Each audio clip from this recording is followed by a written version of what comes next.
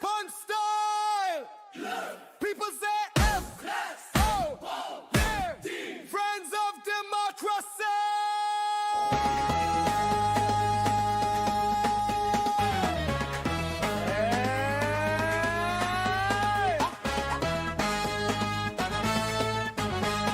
Okay, those 20 crushing our destiny. From the hills to the sea, we rise as one. Bound to know what the new day's begun. Voices of courage, hearts full of flame. We're building a future in the people's name. From Christchurch to St. James Shore, we open the doors for so much more. From St. George Plain to St. Peter's Line. The call is clear, this is our time. For waiting, no more pain. The people's power will lead again. Stand to let it strong and free. We're writing our own history. We rise, we're forging our destiny. We fight, for truth and unity. The people's voice, the people's dream. It's time to lead, it's time to be seen. We rise, friends of democracy.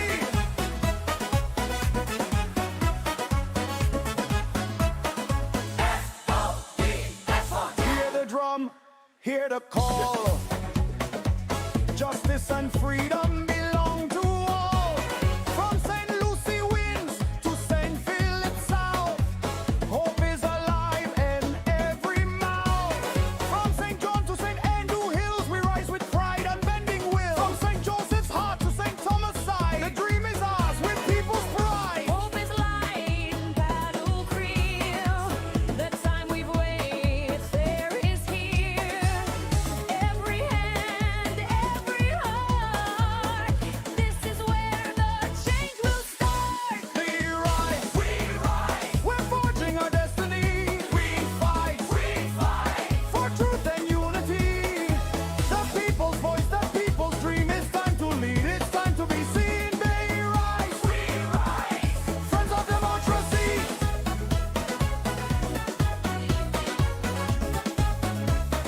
Friends of democracy. For our people, for our land, for our land. Together we're stronger, together we're stronger. We take a stand, we take a stand.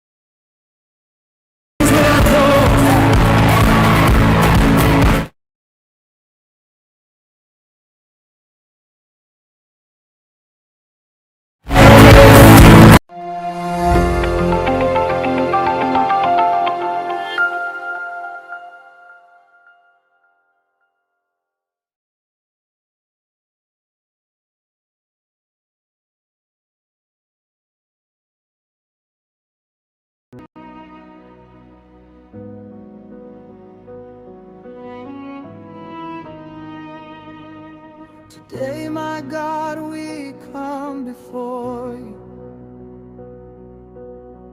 Not with pride, not with gold, but with hearts that are heavy and a future growing cold. We hear the cry of our mothers. We see the fear in our youth. Promises bought with silver, trying to silence the truth. They offer money for our conscience, short-term gain for a lifelong cost. But when the lights fade and the votes are counted, tell me, God, what have we lost?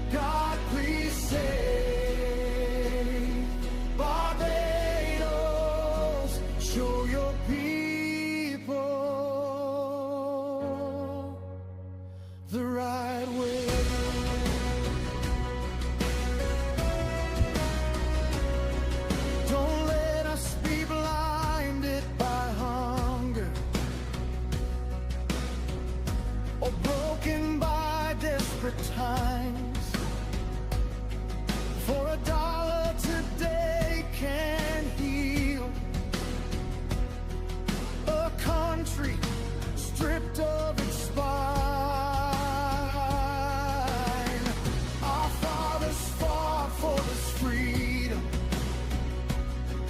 With sweat, with blood, with pain. Not for power to sit in pockets, but for justice to reign. If we sell our voice for silence, if we bow for crumbs and lies, who will answer our children when they ask us why? So God, please save Barbados before we trade our soul away. Open our eyes, steady our hands, guide our feet on election day. Don't let us choose regret tomorrow for comfort that fades today. God, please save Barbados. Show your people the right way.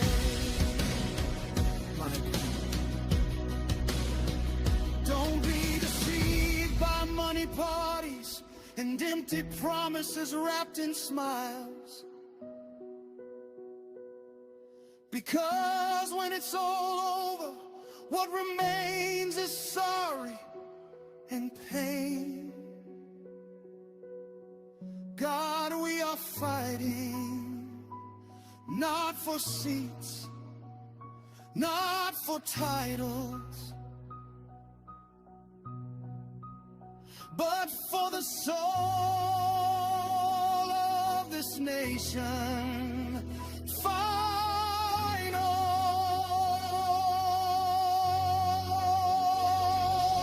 So God, please save Barbados. Let truth be louder than fear. Let courage rise in the ballot box.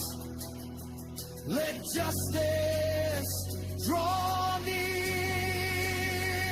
If this is our moment of choosing, let history say we stood brave.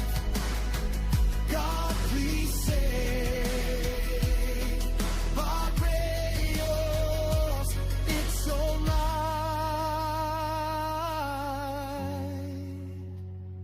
Be the way. We place this land in your hands. Our children, our seas, our soil. Not for sale, not for power, but for love, dignity, and hope.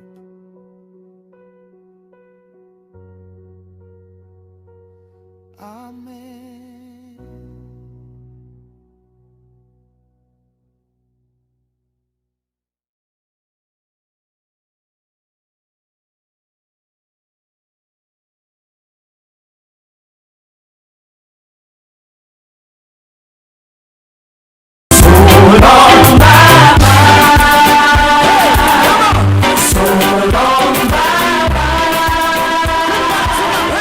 Goodbye to my pain.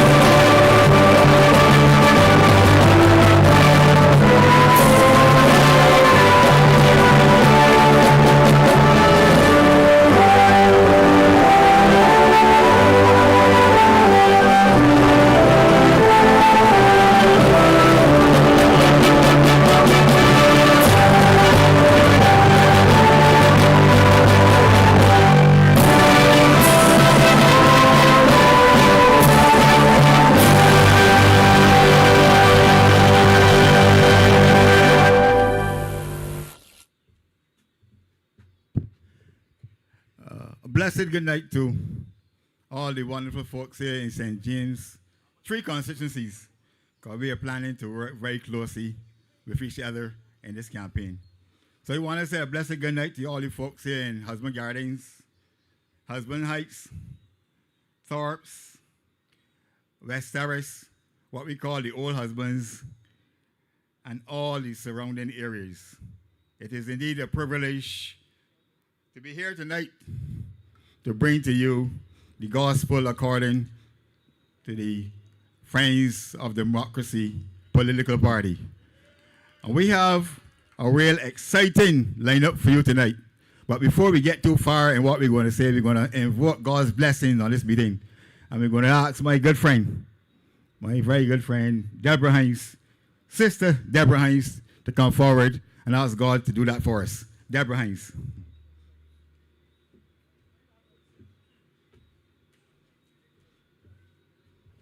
Good night, everyone. Let us invite God's presence here. We cannot do anything without him. And tonight, dear God, we come before you. We give you praise. We give you thanks. We bless your holy name for all that you're doing in and among us, Lord, in us and through us. And we pray, dear God, that as we invite your presence here tonight, Lord, we pray, dear God, that you will bless each and every candidate that would come to speak. Father, Lord, use them and allow them to speak what you want them to say, Lord. Sometimes we come with a plan, but your plan is the best plan. And tonight, dear God, I pray that you will just protect each and every one of us out here, to the residents in the area. Father, I pray, dear Father, that as they will listen, they would not, as they hear, they would not only hear, but they will listen and see what the Friends of Democracy is bringing to them. We pray, dear Father, that even as we would have a good time here, you would protect us and take us back home in peace and in safety. For Christ's sake, amen. Amen. Thank you, Sister Deborah. You know, when this campaign first started, I said most of us has made the pledge or the promise that we wouldn't really get involved with that rat-infested place in George Street. But we would just leave that to the Vector Control Department. But as I listen to the calling programs today and start to hear the complaints and the whinings, some person even make the outrageous suggestion that the Friends of Democracy is being bankrolled by the other political party just to stop them from winning this election. So they feel that we are just here to cut their votes. And, you know, and I start to wonder what type of thinking goes on in George Street. Now, we are all former members, most of us, of the Democratic Labour Party. And I always remember that Sunday morning when they locked the gates. And I wonder if they really thought that by locking us out of George Street, they were locking us out of politics. And even worse, they thought that they were locking us out of Parliament. They thought they had the keys for Parliament to lock out us the same way lock us from George Street. But tonight, we as the Friends of Democracy has got to explain to the people of Barbados how this party come into being. That we are not here just to spite anybody. We were always serious about our politics. Like me, I was a member of the Democratic Labour Party for over 50 years. 50 years, sorry. And they got some that were there long before me that they shut out. But they expect that we would go and drop under the hole and let them have their own way so that they can laugh. And they even fretting about, I mean, when they lock out Michael Ashley and Tara Trotman, they felt good. I remember that Sunday Tara was really raising a lot of noise there by the gate. And they thought, well, they got rid of her. Now they are a little concerned that those two people might walk up the steps of Parliament and not them. Because they thought that they had done such a good job that nobody that was associated with the Friends of Democracy that they had locked out would have a chance to go into Parliament. But tonight we want to tell them that we're not here making sport. We're here to have a seat at the table when it comes to the governance of this country. We are not here making sport. And I also want to address early the notion. I also listen and hear that somebody that is known as Mr. P on the calling program. And they are saying that he passed down by Bush the other night, and he don't understand why a party that is running to be the opposition party or to be a part of the opposition. And we got to explain that carefully to the people too. And that is going to be explained very carefully tonight. But he wondered why we are bringing a manifesto. You see, we are not like the other two parties who only bring a manifesto two nights or so before an election, because they're not serious about the promises that they are making to the country. And after the election, that manifesto goes through the window, only to resurface in a different form a couple weeks before the next election.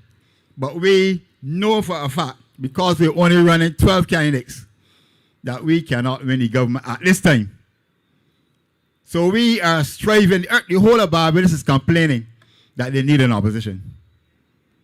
When we go around canvassing, people are saying that they want Mayor Motley to continue as the Prime Minister. That's what the people are saying. But they don't want to vote for any other candidate of the Barbados Labour Party. So that lady now is going around Barbados every night trying to ignite people with her into Parliament. I hope that she has the strength when this election is done. That lady is working so hard, because we had a whole lot of lazy politicians, including the one in this area, that you can see for 4 years, but all of a sudden you can see them and they're getting such a pushback that they're calling on the big girl for help. But we are not calling for the help tonight from any big girl. Our help comes from the Lord who made heaven and earth. So we are standing here tonight under the covering of Almighty God. But I'm not many speakers tonight, so I'm going to get on with introducing the speakers. And the first speaker that's going to come to speak to you tonight is a young lady that comes all the way from St. Philip North. Now, I don't like to read when I'm cheering or addressing. I like to talk mostly from my head. But this young lady has such an impressive resume. This young lady is so bright and intelligent that I'm not going to read everything. It's too much. But I'm just going to tell you, yes, I'm going to leave it a lot of it. Not some, a lot. So I'm going to try hard to talk what I remember so that I won't cover so much things.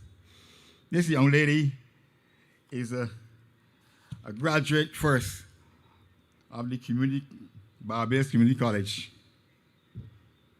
She has her associate degree. She is a graduate of the UWI. This is the University of Western here in Barbados, where she has her Bachelor of Arts with honors. And of course, she went to the Hyrone Law School in Trinidad, where she got her legal education certificate. You remember in 2018, we had a lot of talk about people getting into politics and being practiced, that they had an LEC. But this young lady up this brain, you have one. And she's also done some work or some studying with Robert Kennedy College. And she has a master's in law in corporate governance. The Alpha Jock Global School of Business, anti-money laundering, countering and the financing of terrorism and financial crime prevention certification. The MIU City of University in Florida, Masters of Science in International Business Administration. I tell you, this young lady is really, really intelligent. So we're going to bring this young lady to you. And she also, she has her own business, her own law practice. And she loves family law and domestic violence. So I'm not afraid, because that don't happen at my home. So tonight I'm going to introduce you to this young lady from the Bay up in St. Philip North. And the next MP for the constituency of St. Philip North. Help me welcome Miss Anya Lorde to the pavilion. Anya Lorde! Anya Lorde! Anya Lorde!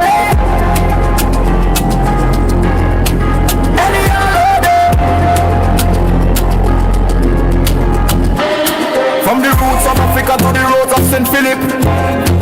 Anya Lorde, leader for the people, Anya Lorde. Good night, good night. Good night, St. James. Good night, Barbados. Good night to those who are listening, who are watching online, both here and abroad.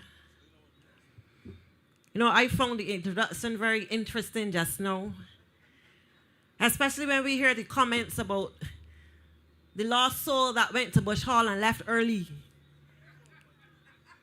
And his question about our manifesto, why does an opposing party need a manifesto? Because we don't just oppose for opposing's sake. You have to oppose and bring solutions. That's what good opposing is. So maybe he should have stayed and listened and learned something.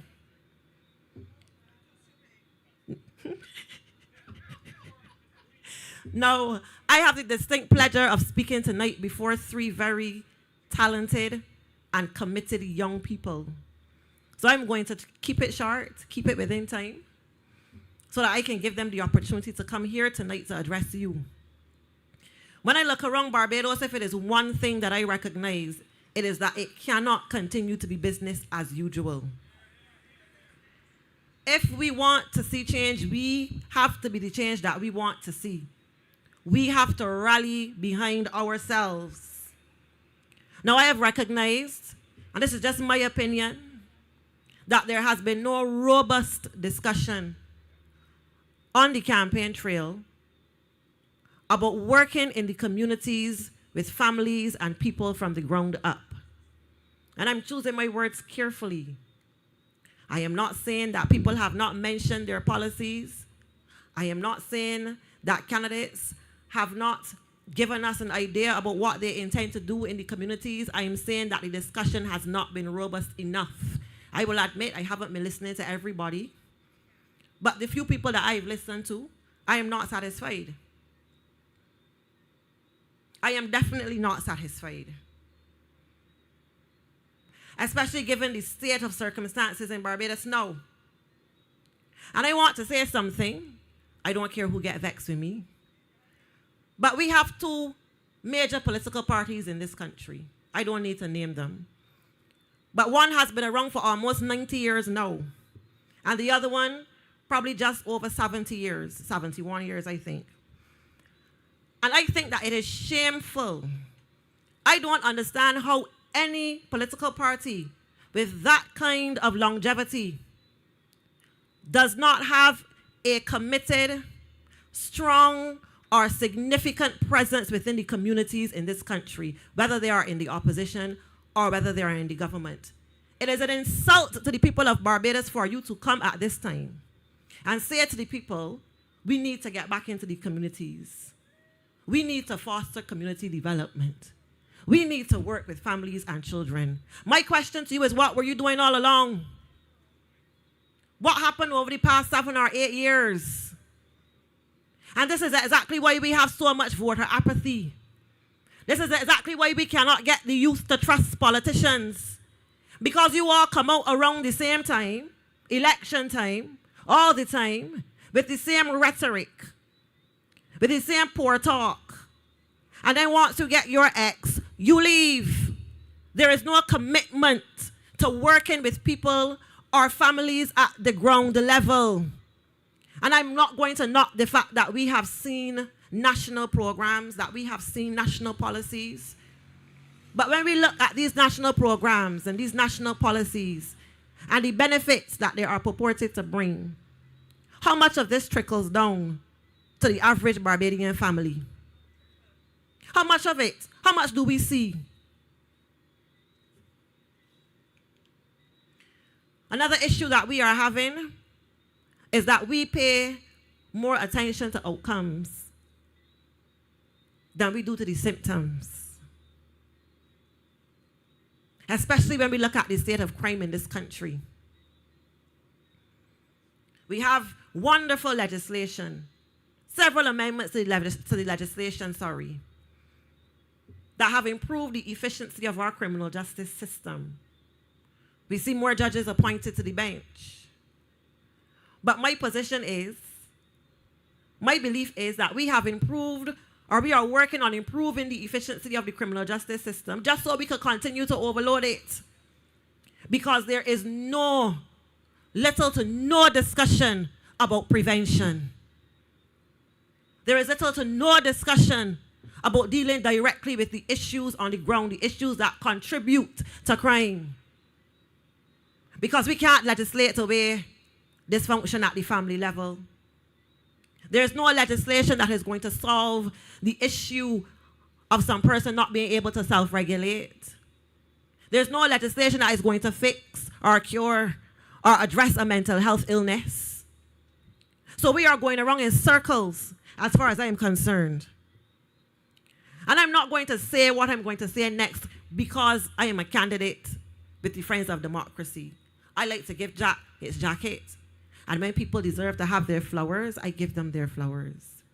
But when you look at the Friends of Democracy's manifesto, what you see is a clear outline of policies that not only address issues at the national level, but that accept and expressly declare that we must go down into the communities and work with people, work with families, if we are to see the changes that we need to see. You see that we speak about retributive justice, but we don't speak about it and leave it there. We acknowledge that we have to address mental health. You see that we speak about providing skills-based training, but we don't just leave it there. We acknowledge and we say to you that we also have to ensure that there are paid apprenticeship programs so that the time that you invest in learning, you can see something tangible coming out of it. We recognize that mothers need to have money in their pockets to look after their children. We say to them, come, we will have the out-of-court management fund there for you where you can have the $75 per week to look after your child. Nobody knows what it feels like to go down to the court every month. Thank you very much. Nobody knows what it feels like to go down to the court every month to be told that the money in there, that is bus fare that a mother has to spend. That is bus fare that she could be using to send her child to school. We are saying, look, we know that a delinquent father isn't necessarily a bad father. We want to save you the embarrassment. This is how you put policies in place that trickle down to the community level. This is how you ensure that people see the benefits in their pockets and in their homes. And let me say it to you, if you have been paying attention to the campaign trail, you would have seen our candidates. You would have heard our candidates expressly speak about addressing and dealing with issues within the communities. They spoke about mental health issues. They spoke about covering wells. They spoke about going door to door and assisting persons with their personal issues. They didn't wait until elections to start either. Many of them were in the field long before this party established itself as a political party. And these are the examples that I want the other politicians to follow. Because we want the community, we want the youth to build trust again in the political movement. And what I will say to them is that you do not have to look anywhere else but at the Friends of Democracy. Because we are the real deal. We can put our money where our mouths are. And I don't want to hear anything about funding. I don't want to hear that. Community work requires consistency. You can't run a program. You cannot run a program for 6 weeks. Run to the media and talk about how successful it is and then disappear for 6 years. It is a waste of time. It requires consistency. It requires footwork. It requires getting dirty. And I know that it don't make you look fancy, but it is what has to be done. And there are several people who don't have our qualifications, who don't have our status, who don't have our educational background, that work in their communities with little to no money and contribute. What is wrong with us? What is wrong with us? And I will say us because even though I only jumped on the bandwagon late last year, I hear no. So I will say us. That's what accountability looks like for those who don't know or understand. So I will say us. What are the other things that we have spoken to you about? We've spoken about taking underutilized and unutilized spaces in the constituencies for our community projects, for our community engagement.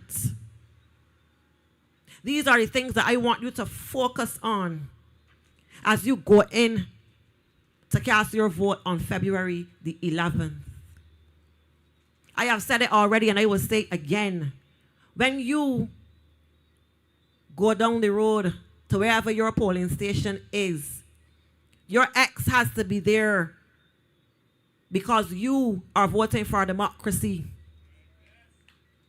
Your ex has to be there because you are voting for accountability and integrity, not because somebody is your favorite person, not because somebody give you $50 or $200. And I ain't telling you don't take the 50 or 200.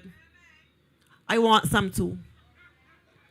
What I am saying to you is that if they buy you in the constituency, you can't be vexed when they turn the back on you after because they paid you for what they wanted.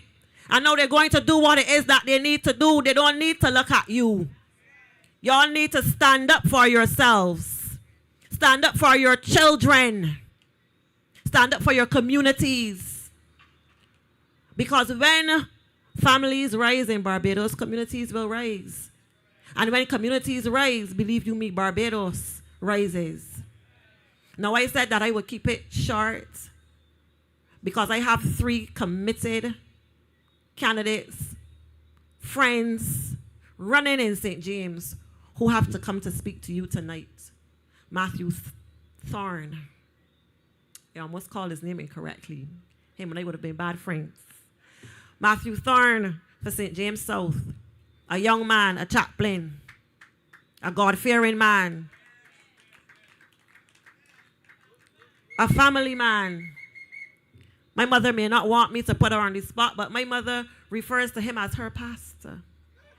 She loves him. There are a few others she loves too, but he's getting his flowers tonight. She loves him. He is committed to his community, and if you want some person who is going to give you honest leadership, honest representation, who is going to stand upright and speak to you with integrity, Matthew Thorne is the man for you. I also want to speak about my friend Steffanie Williams.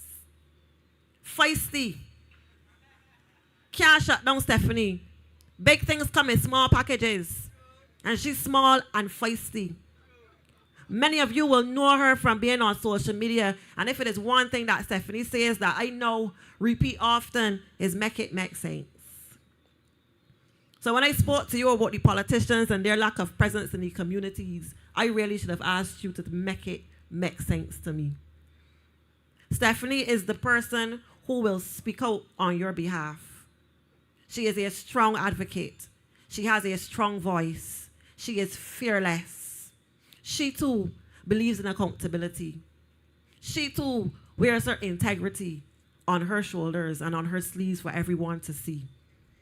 So I am asking you, when you go to the polls on September 11th, take her into favorable consideration because she, oh Lord have mercy, the last time I spoke about this date, I said January 11th. Now I am saying September. I don't want this election to come. February 11th, yes. Please take Steffanie into favorable consideration. I believe that she is the perfect representative for you in St. James North. St. James Central, Kerry Thomas. You know, We in the heart of an election campaign, and he has started a breakfast program for persons in the community. He's not waiting, you know. And this is why I tell you that persons who are committed to development of the constituencies, persons who are committed to service will serve. They will serve because it is their passion. He has started a breakfast program. This shows you how serious he is about what he is doing. I get mixed up. Okay. He has started a breakfast program. This tells you how serious he is about what he is doing. Outside of that, you are looking at a man who is extremely talented. He is a musician. And anybody who is a musician, you know, has an eye for detail. So you know that he'll be paying close attention to your issues and speaking out on your behalf. It was an honor to be here tonight. Thank you very much for listening. Community on the main line. Anya Lorde walk with truth and respect. Accountable leadership, people elect. Families first, youth them right. Thank you, Anya. This young lady has so much talent. She can fit into any cabinet of Barbados in any position. We want to thank her so much for joining the Friends of Democracy. People who are committed to this country, not just committed to a job. A lot of people get involved in the politics. That's why I guess they run to the Barbados Labour Party, because they're looking for a job. We have people that are looking to serve the people of Barbados. Thank you again, my dear friend from St. Philip North. You know, what Anya was going through, she mentioned crime. But when we are going through, crime is heavy in Barbados, but the cost of living is the number one thing. But we can get to that later. But we're having some problems controlling crime because I get the impression that this government is not serious about getting to the root of crime. We know that crime cannot be solved overnight, but at least make some provision to counter it in the years to come. Do something for the young people, the young boys, the young girls of this country. Show us that you are serious. You cannot be serious about solving crime if the criminals can call you on their phone. No, you can't be serious. You can't be. There's some people in this life that you cannot be friends with because you have to really react to some people. A lot of parents get in trouble because they want to be friends with their children. Sometimes you got to really react to your children and let them know who is in charge. The criminals in this country need the react to be read to them. Let them know who is in charge of this country. And I get the impression that this government will never be in a position to do that. When you start wrong, you can't end right.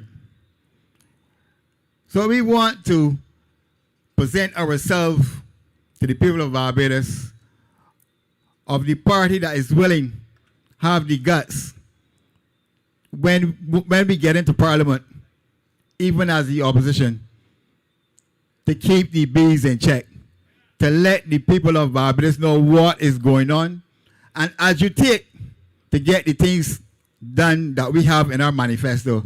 You don't have to be in office or be a member of Parliament to get on the government back to make sure that you get some things done that you want to do. We have seen people march up and down and bring down governments. Yet people change candidates and so on when they're not doing what they're supposed to. That's what Barbados need. We have, for the last 2 sessions, we had opposition leaders that were Barbados Labour Party people. We had cats washing the cheese. Rats washing, no, we changed. You go even further now. You got a rat washing the cheese. That can't happen, so. We need to get serious about politics in Barbados. We need a credible opposition. Friends of Democracy Barbados is that party, a team of candidates who will do that. We are not afraid. You know, as this election travel on, it's going to get real, real serious. We're going to hear all kind of accusations flying left, right, and center. All types of threats. So that's why we got to be very thankful for these 12 people of the Friends of Democracy that stand come forward to stand in the gap for the people of Barbados, to take all the arrows that's going to come their way, knowing fully well what can happen, but they're not afraid. Tonight we are here because we are not afraid to stand up for the people of Barbados. So as we go forward deeper into this campaign, you will hear us more serious, challenging the government, challenging those that people are afraid for, frightened for, afraid of, that we are not afraid. That's why we're here tonight, and we're going to challenge the status quo with all our might, with all our being. But tonight we want to travel on, and now we're going to bring a young man, and you talk with this young man from St. James Central. And you know, last Saturday night when he got home after chairing that meeting, we talked about Kerry Simmons. But you know, none of us mentioned he had a candidate in that race. Some person wanted to have another win. I think Paul Gibson is still around the place knocking around. But I don't know, I just don't know how some person can even consider Paul Gibson in this day and age. But I am betting that my good friend, Kerry Simmons, will fall by the wayside. You know, when you want to say, my mother always told me, if you want to say something bad about some person, you got to say something good first. You should say something good first. But I want my good friend Kerry Thomas, that when he get into St. James Central, don't be afraid. I make my team from St. James South willing to back him all the way. All we need to do, as we go around talking to people, people don't want to see Kerry Simmons. And they don't even remember who was running from the Democratic Labour Party side. We didn't remember the other night too. But I want the people of St. James Central to think carefully. You have two very weak candidates running for the other two parties in St. James Central. Two very lazy. Kerry Simmons wants to run out here. And I've never seen some person campaign in a veranda. He loves to stand up in somebody's gallery or sit down where he send people to walk around the district. But he's still in a seat. But I know he won it on Mayor Motley coattail. I don't know what to say about Paul Gibson. I mean, I once played a cricket game. We played a cricket game some time ago, Democrat Labour Party, up Map Hill. I've never yet seen a person get run up 3 yards from the stumps after falling down 3 times, attempting a single. Never seen that in cricket yet. But tonight he's walking up and down, want to be a parliamentary representative for somebody. But I hope the people of St. James Central look closely at Kerry Thomas. Now, this young man is working for an organization which I was associated with in a managerial position. He is a fantastic musician, a person that teaches music. That's one of the things that I'm sorry I cannot do. Play some musical instrument. But he has the talent to do all of that. Christian, true and true. Love you people, young people. Love to talk to them, guide them, and show them that there's a better way than the way that they're going to get into trouble.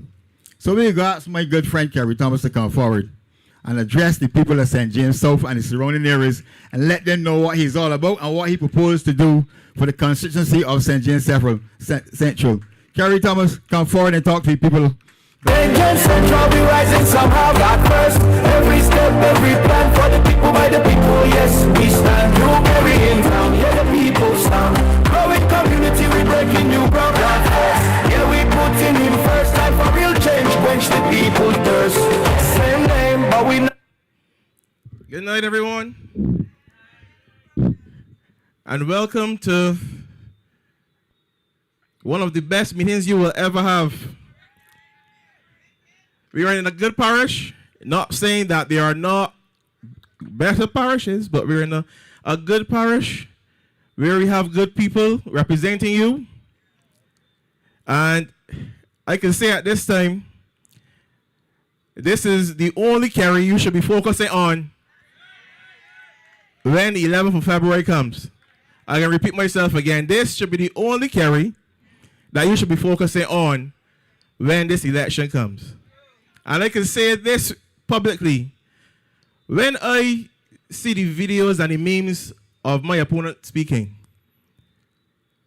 he has taught me how not to be a politician, how not to be a people's person, and especially how not to have a person's interest first at heart. But that is for St. James Central. This is for St. James South.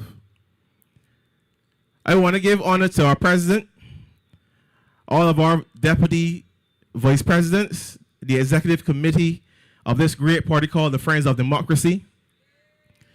I want to highlight the candidates at this time also, because we say that we have great candidates, but from experiencing what we have experienced in these last 3 months, the canvassing didn't start in January. The canvassing started all last year. And to see what we would have gone through, to see what we would have endured, and to see that we are still standing proud to wear this shirt, proud to represent the Friends of Democracy, proud to advocate, proud to say, we are here. We are the new option. We are not a third party. We are the next biggest party in Barbados. That is something that I wear on my chest with pride. You know how footballers, international footballers, when they score a goal, they kiss the emblem on your shirt? That's how I feel. That's how I feel. Every time I wear this shirt, I put it on, and I walk everywhere in Barbados knowing I feel proud that there's no one that can talk bad about this party. They don't know anything about us. It feels as if you've won $1 million and you could do anything in the world. And I want to highlight the other 11 candidates right now and say, guys and gals, good job. Well done. Let's keep pushing. We are about 7 more days. This time next week, we are going to be campaigning our heart out. The people that we haven't reached before, we are pushing to get more. We are putting a bigger effort, to get to you. We are trying our best to get to every gap, every house, every pasture. We hear you. You know, we hear you, and we are trying our best. And in these next 7 days, I guarantee you, you will see us. I want to talk a little bit about Matthew Thorne. Your next MP for St. James South. Your next MP for St. James South. Make some noise, people. I would have came up on the border of St. James Central and St. James South, just across the road there in Tarps. When you cross the road here in St. James South, so I can say that I'm an honorary member. And all of my family are in St. James South. I can dare say that had it not been for Matthew, maybe I maybe was the candidate for St. James South. But I can stand here proudly and say that I am confident that my family and my family's family and everyone that lives in St. James South will have a strong, dedicated candidate in Matthew Thorne. Matthew Thorne is the man with the plan, and he is the man for you. So I encourage you right now, on the 11th of February, vote for Matthew Thorne. No, I'm glad I said that properly, because you know how you know how it is. I didn't want to say your own name, but then I got me on social media.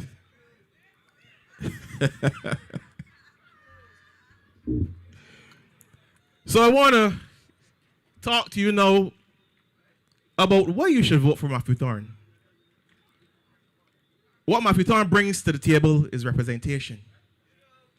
All right? Matthew has walked and he has talked to every person he sees, every house that he passes. He doesn't pass them, he knocks on the door.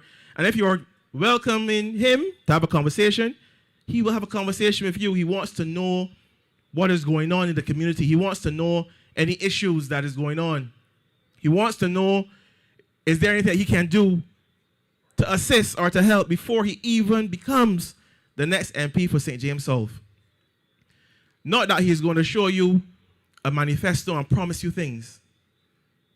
Matthew wants to know. Trust Matthew. Tell Matthew. But representation is a serious thing. When you vote in a person to represent you in Parliament, it is a sign of trust that you place in that person. The person becomes your mouthpiece. When you vote for a person, you place that person in a position where he has to advocate for you. He has to have the best interest for you at heart. And Matthew Thorne is that person for St. James South. And now I want to talk a little bit about this very powerful word. You all ready for it? Change. Can someone say it with me? Change. Change is a powerful force that propels us forward. Without change, there would be no evolution, innovation, or opportunity. In fact, there's a quote that says, nothing is permanent but change. When we think about it that way, we are much more capable of adapting to change than we give ourselves credit for. So what can we do to better help ourselves and our teams, our lifestyles? Embrace change. And that is one of the hardest things that happens. We talk about party loyalty. We talk about leader loyalty. We talk about candidate loyalty.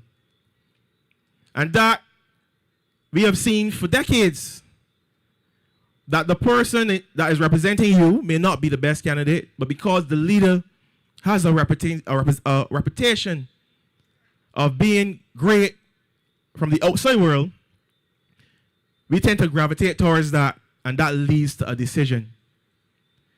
But Barbados, but St. James Central, St. James South, the whole of St. James in whole, we have a new option. We have a new leader, and you have a new candidate. And your candidate for St. James South is Matthew Thorne.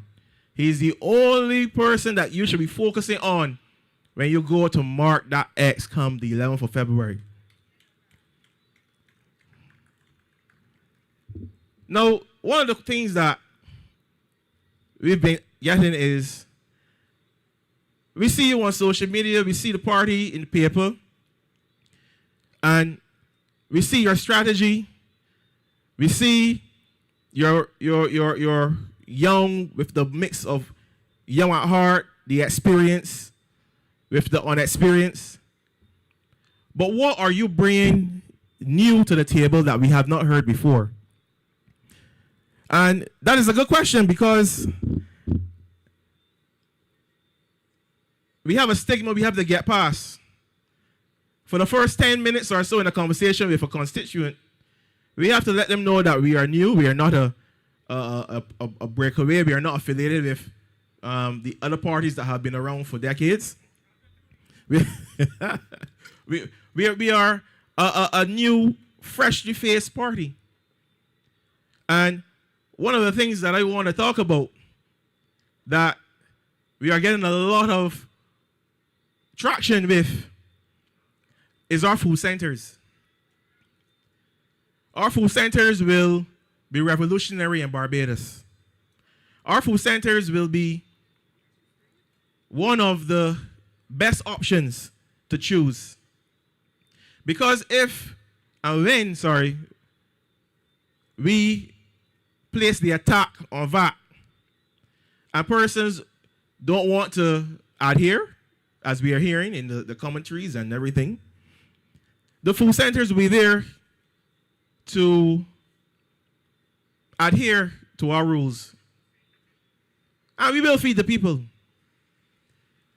I could take a picture or a quote from Omar and say we will have freshly produced products along with imports. We want to meet everyone's criteria. And most importantly, the food will be cheaper. And one of the things that we haven't highlighted before, and we want to highlight now, is the employment. We are not going to East China to bring workers to work as cashiers and porters and managers and high-level employees and what's not. We want to hire you. We want to create job opportunities for you.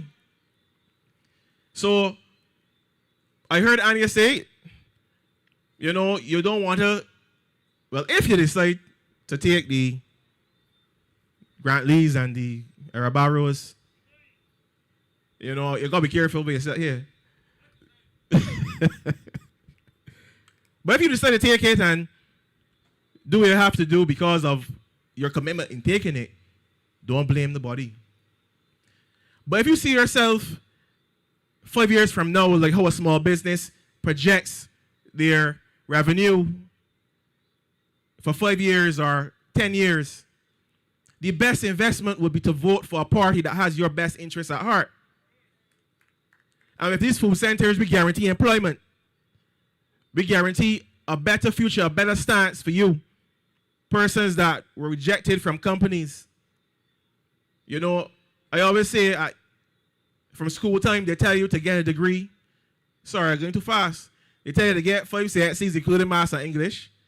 They tell you to get a degree, associate degree, and then a university degree, a bachelor's, maybe a master's if you want to pursue further.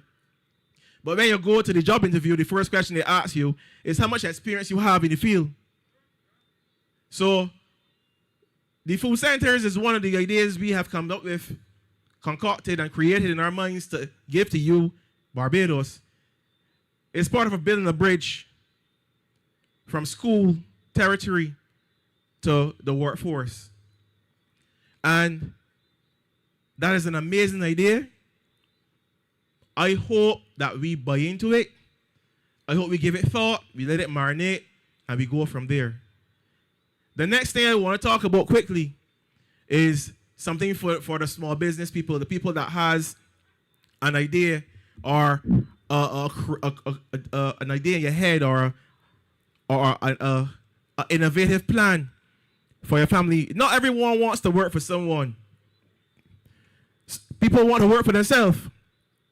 There are painters, there are plumbers, there are tilers, there are numerous people with different skills that wants to open a small business but doesn't know how to get the capital. I want to introduce to you, St. James South, the SEED program. And this program is specific for this category of people. Because when the banks tell you no, we the Friends of Democracy tells you yes. We the Friends of Democracy tells you that we believe in you, we believe in your idea. And we want to sow that seed with you together for the future. So, you can't lose by voting the Friends of Democracy. You only gain. You gain for your family. You gain for your future. You gain for your family's family, your grandchildren, your grandchildren's children. All we are hearing in the paper, all we are hearing is the debt that we take on. The increase in pensions, the pension age. We hear about all that. But there's an opportunity for you, if you are willing to take it, that you can set yourself free and your entire family by opening up a small business, handing it down to your children, and their children hand it down to your children's children. So I encourage Barbados, anyone that's listening to me right now, check out who the Friends of Democracy are. Invest in your candidate, Matthew Thorne. Give him your X. Give him your trust. Watch him work. Watch him do the job. You cannot lose with choosing us. And the last thing that I want to highlight and say, we have finally decided to put up posters. And I want to talk about that for a little bit. I don't know how much time I have, but I want to highlight it until I see the cue.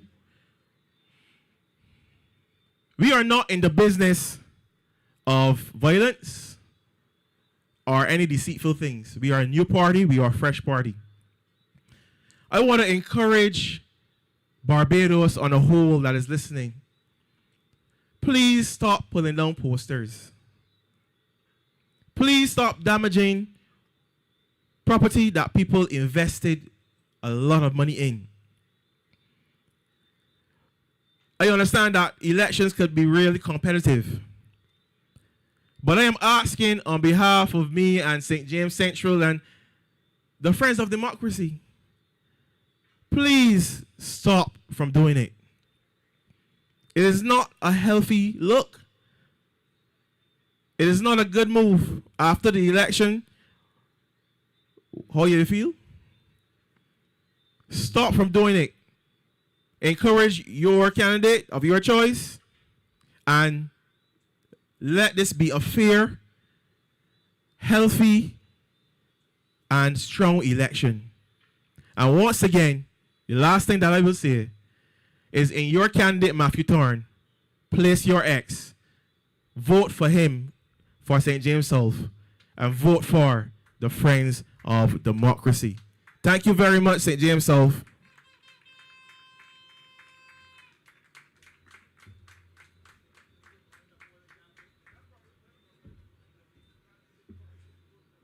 Thank you, Kerry. You know,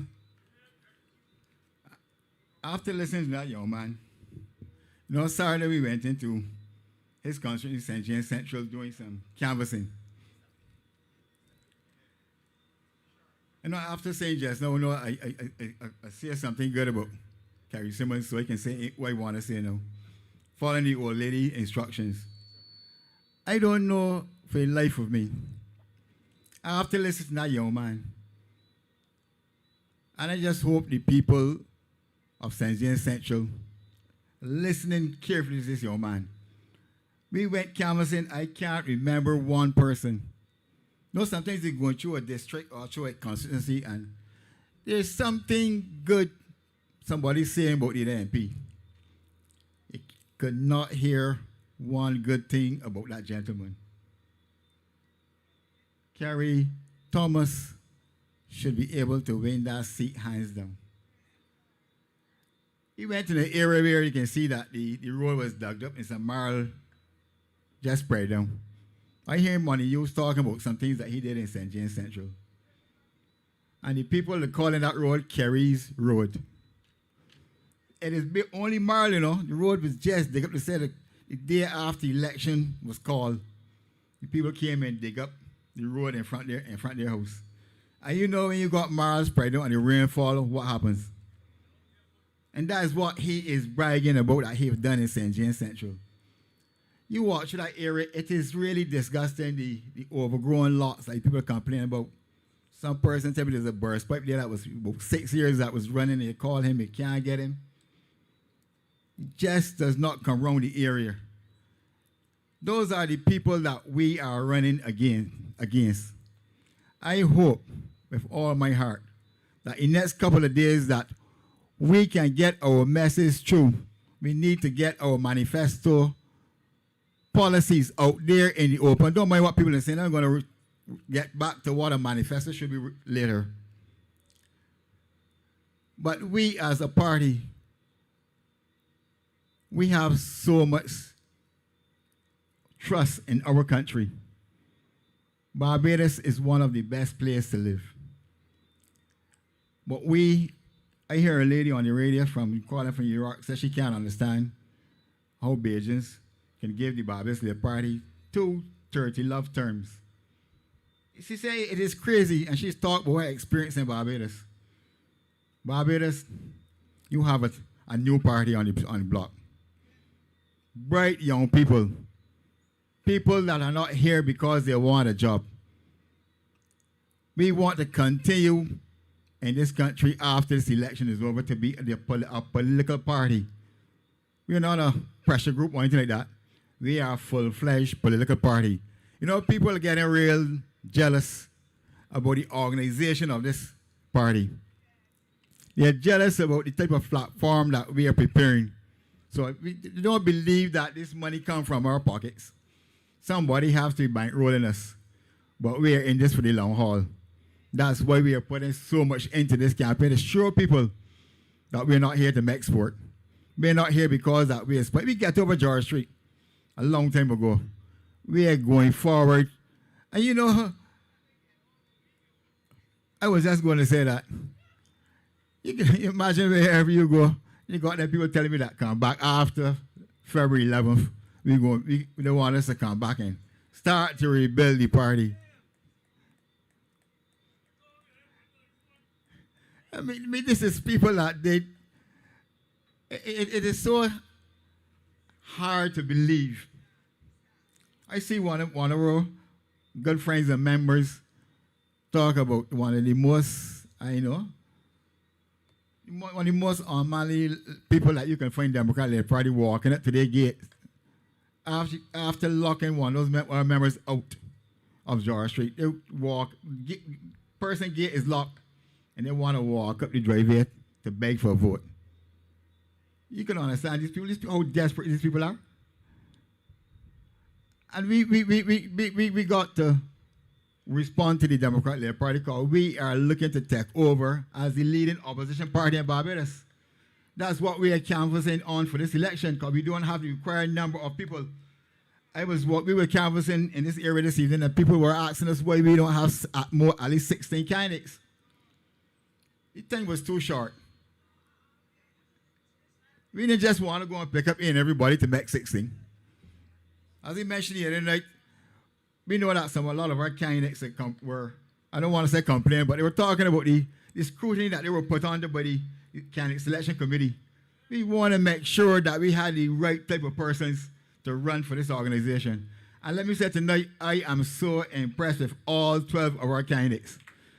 The first time I hear Katrina Ramsey talk down TV here tonight, you know, of all the speakers that we had on there, she's the only one the next day that met the headline, the news.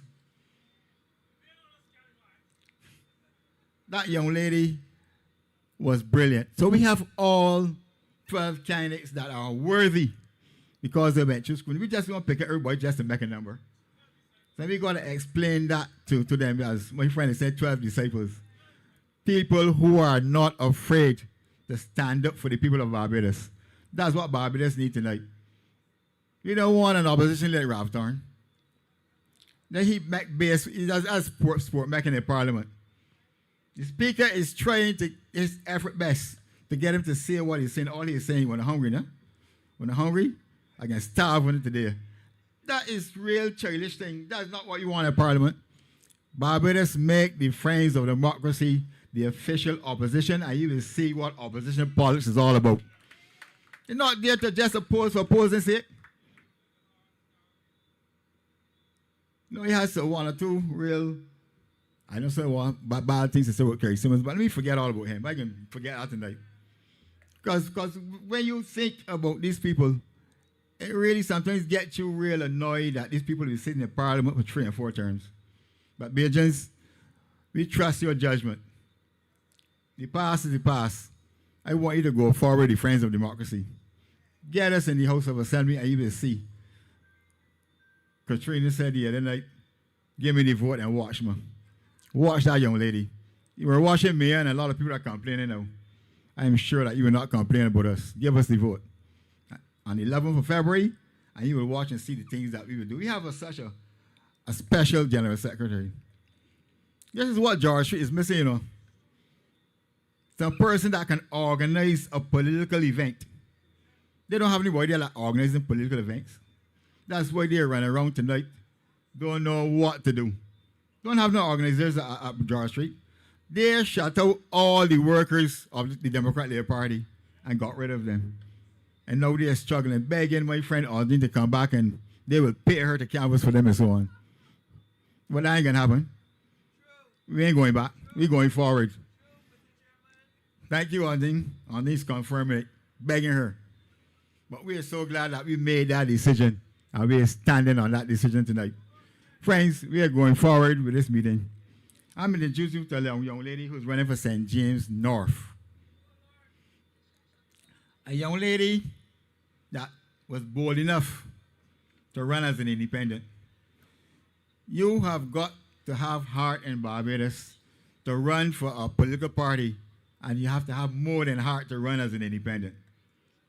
Because people are not really looking back at independence. But this young lady have a desire, a real desire to serve her country. It says tourism is the most important industry in this country. And she is a tourism person. She works in the tourist industry. Very proud of it, she tells me. And she also loves old people. She loves talking and looking after older folks. We are hearing a whole lot of complaints about how the old people in this country are suffering under this party. When you get in that position, I know they build a new place there, so on the highway, by the hustle turning. And some person is telling me that they're wondering if they can put the old people in that building because the building look too pretty. It look too nice and sweet to put those type of people in. But we have people here that have the love in their hearts for older folks. Said Barbados is an aging society. So you must have people in charge of this country that have a great love for old people. But tonight we have a young lady coming forward to address you who love old people. We're going to ask Steffanie Williams now to come forward and let the people of Barbados know what she has in store, how much she loves this country. St. James North, listen and welcome Steffanie Williams into your home and into your heart. So when you go to vote on February 11th, vote her from 6 to 6 because we need a person like that in the House of Parliament. Come forward, Steffanie. Steffanie Williams stepping with a plan. Clear vision for the people she understand. From the young to the old, every voice makes sense. No confusion in decisions Steffanie represent. When she speak, people listen cause it's practical. No fairy tale promises, everything factual.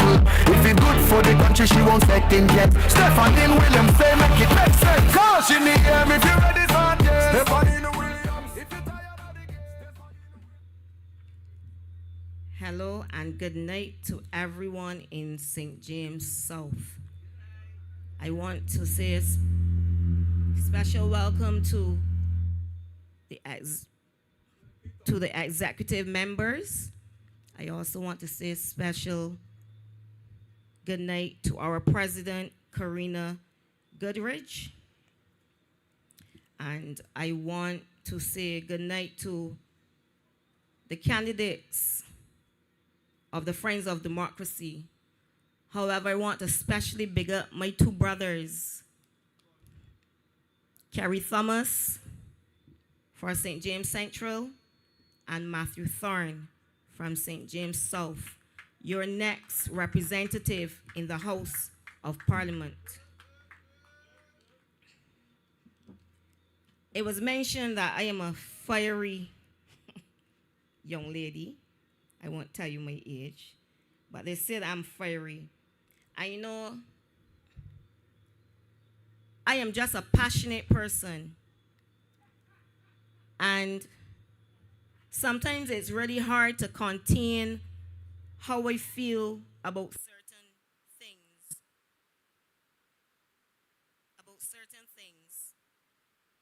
Right?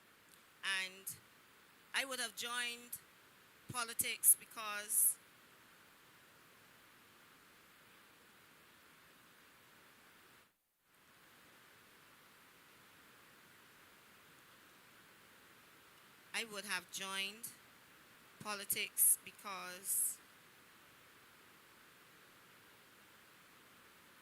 so we're having a little technical difficulty, but we will have that rectified soon. They don't want me to talk tonight.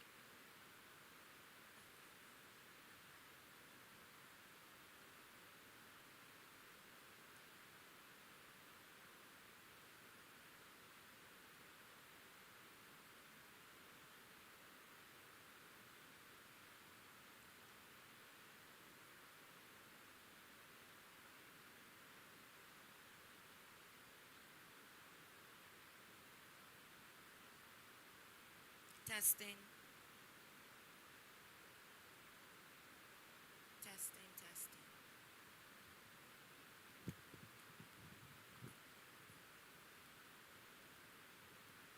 Hey, 1, 2. 1, 2, 2. This it all. 1, 2.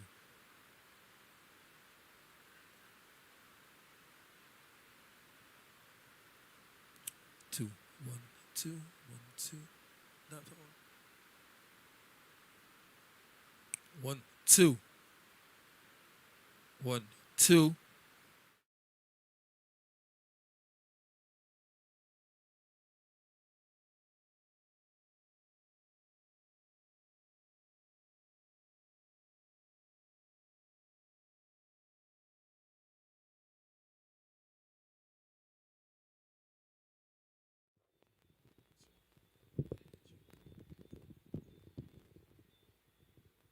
Thank you. So we are back up and running.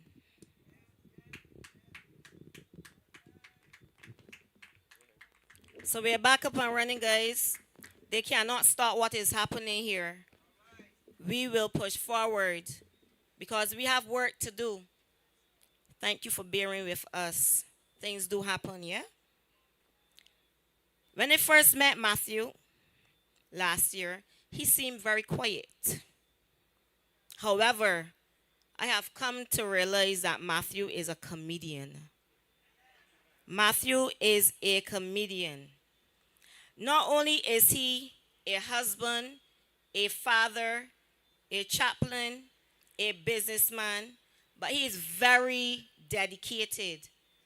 Matthew has a strong love for God, and that is something that I respect.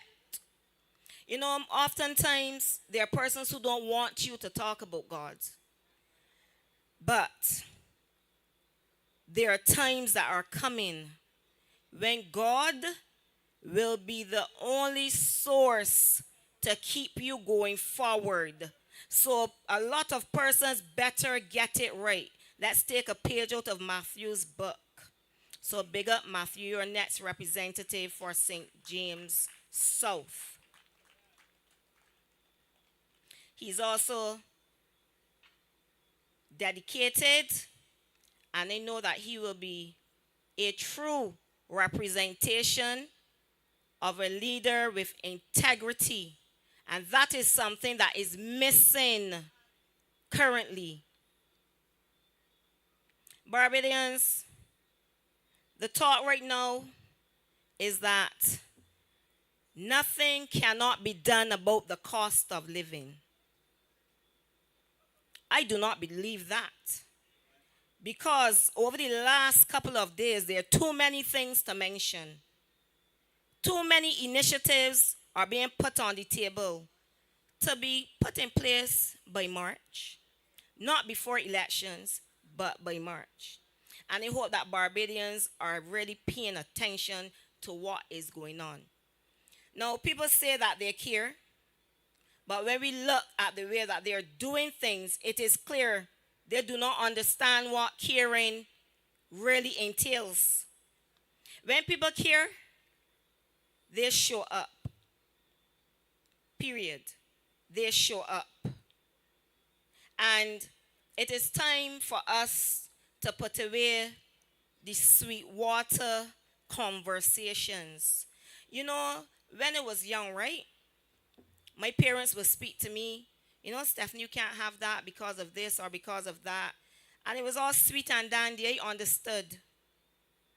But as I have grown and I have gotten older and I have matured, I have come to realize that there are certain persons who believe that when they tell you things, that you are so gullible that you're going to believe what they are saying. Barbadians, wake up. We are persons who are intelligent. This is no longer a time when we can have persons coming and speaking to us and we believe everything that they say. Even though in the back of our heads we are hearing, make it make sense. Make it make sense. Because a lot of the things just don't make any sense at all. Now, previously, I would have touched on transportation. So I just want to offer two solutions referencing transportation. Pay the top workers. Stop allowing them to wait 4 and 5 months for money. When I go to work for 3, 5, or 6 days, I want my money at the end of the week. Imagine waiting 4 or 5 months to get paid. That is just crazy. You know, it is ridiculous.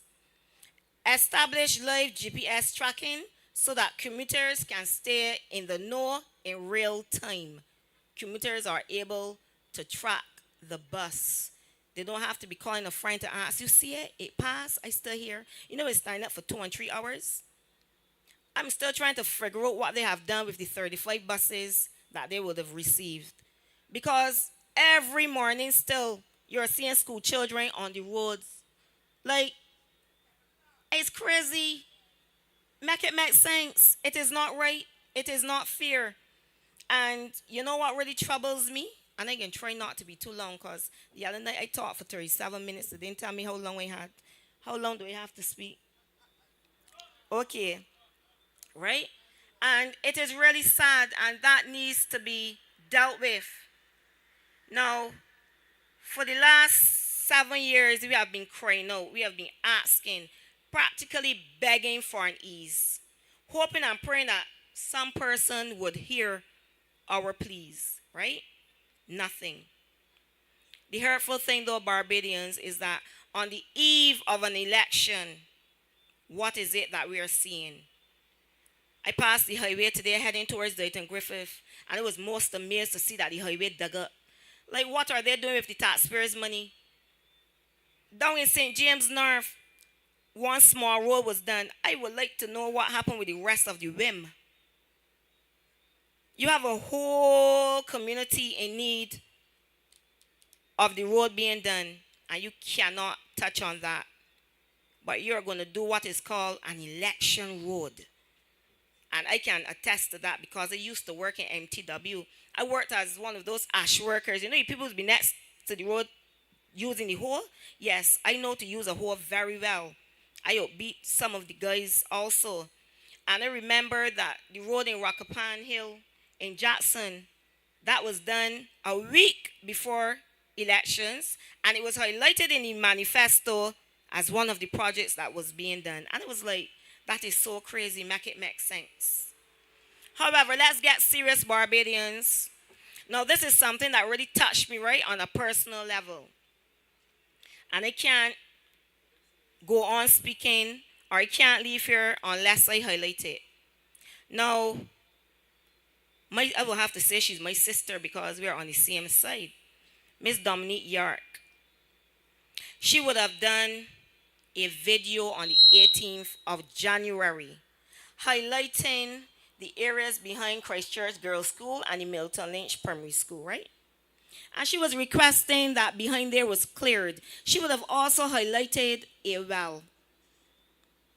Now, the gentleman, because we're not allowed to call names, from the other side, he would have done an interview. And proudly standing in front of the camera, he said, this is work that he would have started 7 years ago. That is so amazing. So 7 years ago, you started that work. And on the eve of an election, years after, you're coming now to make people believe, yes, I say make people believe, that the work is being done because you recognize that what you're doing. We have to be able to be honest with ourselves. When persons highlight issues, don't come and try to take the credit. And this is something that persons do all the time. Come to take credit for things that they have not done. And what really, it didn't take me by surprise, but he said he would have given the NCC money to buy the equipment. He gave the NCC money to buy the equipment. That is just crazy. It does not make any sense whatsoever. Now, there was another representative who boldly said, "Wanna cannot see your representative all the time." I want to ask a question. When you were canvassing the streets of St. Philip for your vote in 2022, didn't you know that you would have to present yourself to your constituents? Didn't you understand that you had a responsibility to your constituents? It is really sad that persons see us as just being valued as an X. Let me get the X, then we go in and we sit down behind a desk and we comfortable. Listen, a story no come back to my mind. Imagine, I didn't call the party event, but imagine you go to a constituency office and you're told the representative is not here. He's out in a meeting. But when you look, you can see the representative in his office sitting down comfortably in his chair. He don't want to talk to you. Bajans, wake up. You're only worth an X. Stop selling your X for $250, a shirt and a cap. Your forbearance fought so that you will be able to exercise your democratic right to vote. And, you know, it takes me back to a story in the Bible when the guy sold his birthright. Stop selling your birthright. Because when people come and they give you money to vote, they don't have to look at you for the next 4 or 5 years, you know. They don't have to pay you any mind. And that should be a problem for you. What are you worth? What are you worth, Barbadians? You have to respect yourself. I say it all the time without any shame. Poverty pushed me into politics. And I'm not going to stop. I'm going to keep going forward.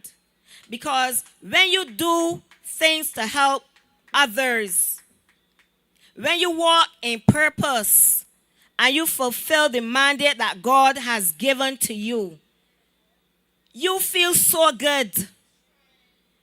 I do not know how to be anyone but myself. If I cannot be myself, then I don't want to be nothing at all. I live a very contented life. Yes, we all want better. But you see, you have to walk in it until God places you in it. Barbadians, I am imploring you. Self-love is the vibe. Stop allowing people to come and manipulate you. And I say that without any fear. Manipulation tactics are being used on Barbadians, giving the impression that people care. They said a few months ago, things are well in Barbados. Where, when, how? You have had 7 years to show us why we put our X, where we placed our X. And now on the eve of an election, you are going to come and try to bamboozle Barbadians into believing that you see them as valued persons. I love myself so much, I don't allow people to fool me. You got to be able to see through all of those things. And that is the truth. You got to be able to see through those things. Now, I want to touch a little bit. There's a project called the Seaweed Project. No, I don't have this in my phone. I ain't even reading off of my phone. I don't know why it's even right. But there's a project called the Seaweed Project. And we keep hearing that the youths in Barbados do not want any work, right? But here's what I want to understand, and maybe you all can help me to understand it. If you have a seaweed project, and this project is supposed to be for males, why is it that the females are outweighing males? Why is it that you have a small number of males pushing pancakes on the sand, and then you have females who can't even, assist much, just walking with a fork or a rake? That is unfair. Our meals need work. And where there's work for our meals, they should be entitled to have access to it. And then we wonder why our men are so angry. They're angry because they're being looked over. And that is the truth. That is the truth. Now, 2 political scientists would have said that advocacy persons are entering politics. I have a question. If persons were doing what they were supposed to be doing, do you think persons like Matthew Thorne, Dominique York, Kerry Thomas, Steffanie Williams, do you think we would have entered the political race? Do you all think that we here for fun and games? Do people think that this is a joke? This is a serious going down though. I keep telling people this is a war. And if you do not understand, Barbadians, that this is a war, then you better wake up before February the 11th. We will not have another 30-0 in Barbados. We will not have another 30-0 in Barbados. It cannot work. You have seen and you have heard what a 30-0 does. You have no input. You have no say. While you're out there eating, drinking, and partying, legislations are being passed. You wake up in the morning and hear this pass and that. And you like, wait, what? When that happened? Well, you were sleeping. It happened. That is when it happened, when you were sleeping. And it is the truth, you know?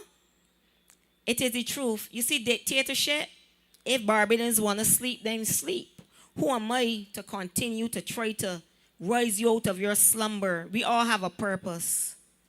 Make the choice to wake up and see what is really going on around you, Barbadians. Stop being bamboozled. I like that word. Stop it. Think for yourselves. We often hear, use your critical thinking. As adults, we also need to use our critical thinking and ensure that when we go on February the 11th, we spread the votes. I ain't telling about who to vote for, but I'm telling you to make it make sense. Because if there's another 30-love in Barbados, not for one who went and vote and help that 30-love to be in place against smell hell. Right now, there's a lady who has said to me, I done with the BLP. She was a supporter, a die-hard supporter up to the time when she lost a limb. And now she can't find the people who she was supporting. We gotta make it make sense. If you're gonna stand for something, stand. Stand proudly, stand boldly. This is no time for games. Our children are our legacies, and at the end of the day, they are watching us to see what is it that we are doing. And if we do not do things that make sense, they're going to come along doing things that do not make sense. I want to end because I feel my time is up. But I want to share 2 of my programs. So, you know when you run in the by-election, right? Person say you only get 21 votes. You win. No seat. Oh, But you know what? I'm so proud of myself. You know why? You have persons out there who want to do things and they ain't getting up to do it. They're sitting down. But I made a choice to get up, step out of my comfort zone, and make a step that is going to see my name written in history. My children are going to say, that is my mother. No situation is a final destination. Stop sitting down and dwelling on your pain. Stop sitting down and simmering in your shame. And you see, next week at my sport meeting, give me the icing on the cake. The icing on the cake, it give me a come out things edition. Because a lot of people seem to think that because they're going through things, that they're supposed to stay in the shadows. I have been an advocate for years, and many things have been done to me to stop me from talking, to get me to shut my mouth. But every time something was done, I sat back, I thought about it, and it was strategic. This political move was such a shocker for so much people, right? They were not expecting it. But I will continue on this journey. So, yes, I'm very passionate about the elderly. And like I said, whether I am going to win my seat or not, I intend to be in St. James North. And I have a program called Seniors Assist, where you will see elderly ambassadors in the communities. They will be required to carry out monthly assessments of our seniors, ensuring that they are keeping their doctor's appointments, they're not being exploited, they're not being abused, they're not being neglected, ensuring that they're hurricane prepared.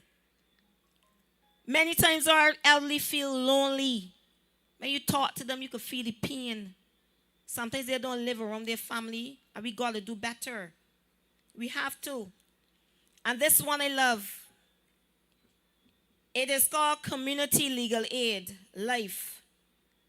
Providing low-income family earners with legal consultation, ensuring justice before more injustices. And you know, a lot of issues stem from within our communities, where issues that can be resolved go on and on and on, and they contribute to some of the problems that we see spilling over into our schools. Yeah? So those are two that I would have shared. But I will end now by saying, Matthew Thomas, I did that purposely. I know. They're looking for us to make bleeps and blunders. Come on now. Matthew Thorne, St. James South.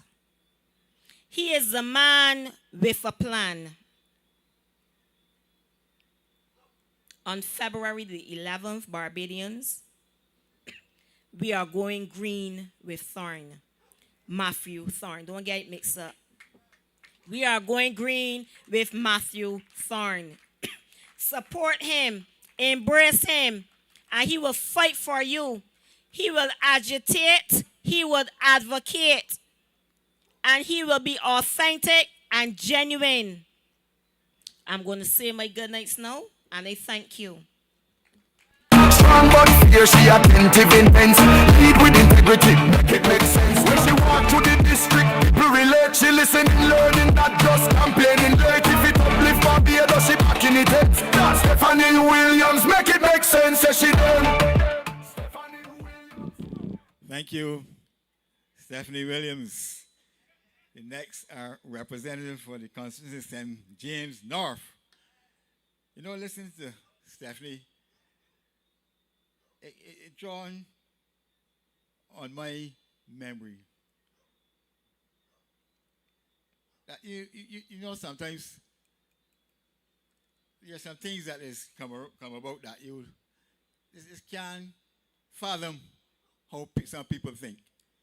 Now, some time ago, we decided that we're going to reduce the cost of living in this country by reducing VAT on food. Everybody had a problem with that. Cannot be done.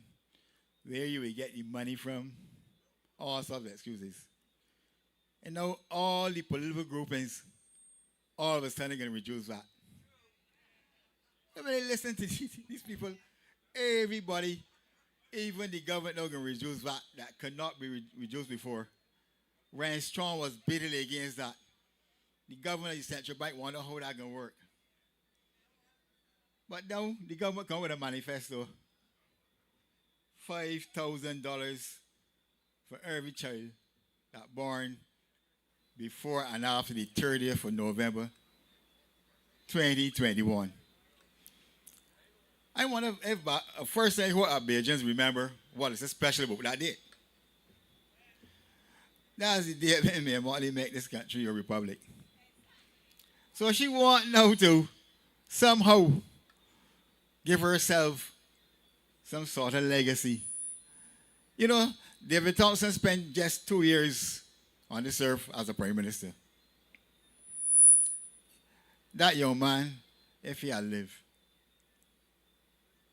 when he got in, the first thing that he did, he decided that he was going to allow our school children to travel free on the bus because of the deviant behavior that was exhibited on these ZRs.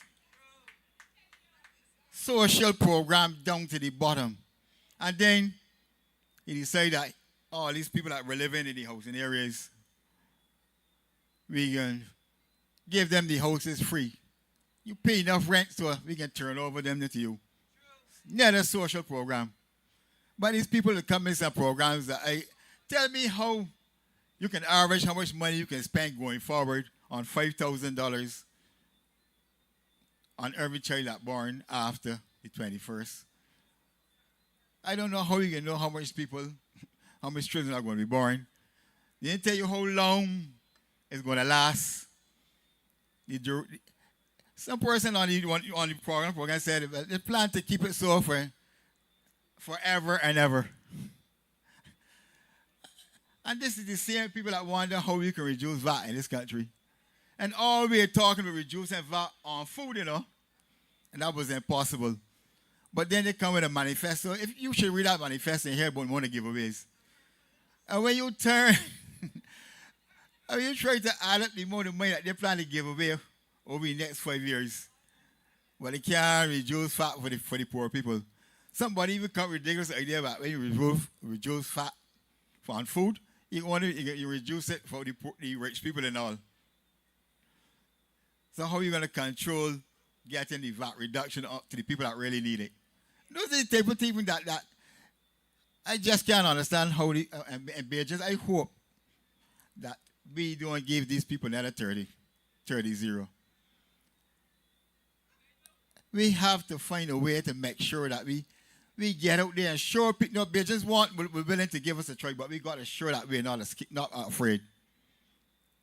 That we're not afraid to challenge the status quo.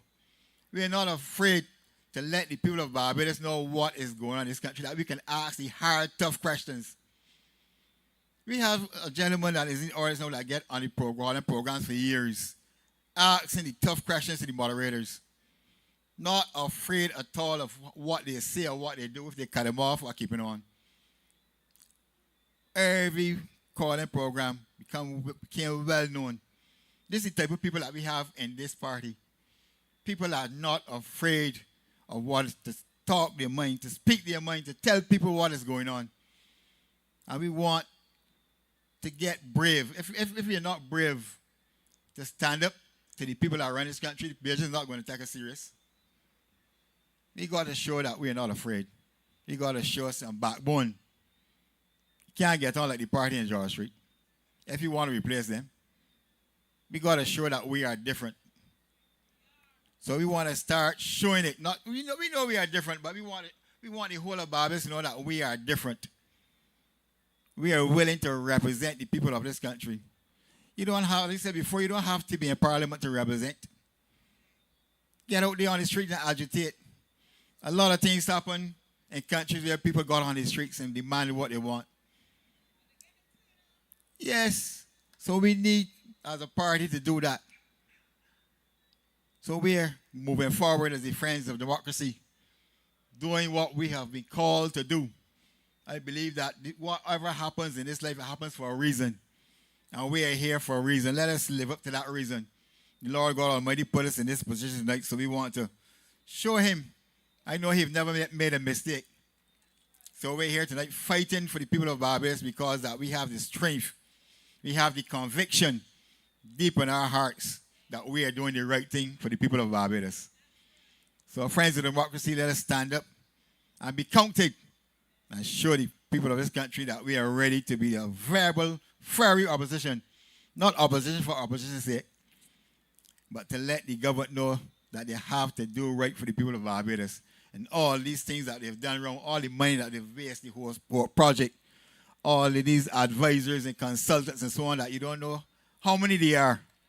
You can imagine that this government was in office now for 8 years. But we can't know how much advisors and consultants they have as yet. We don't know what salary they're working for. We've been asking for how much money to spend on Manifesto. Not a word. But nobody, it just seems to be tough, difficult to ask these tough questions. But we as friends in democracy, we want to fall in that gap. We want to fill that space in Barbados.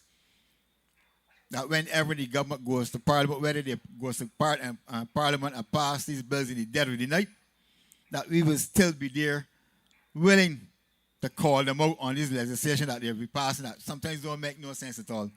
That's why they have to be walking back constantly.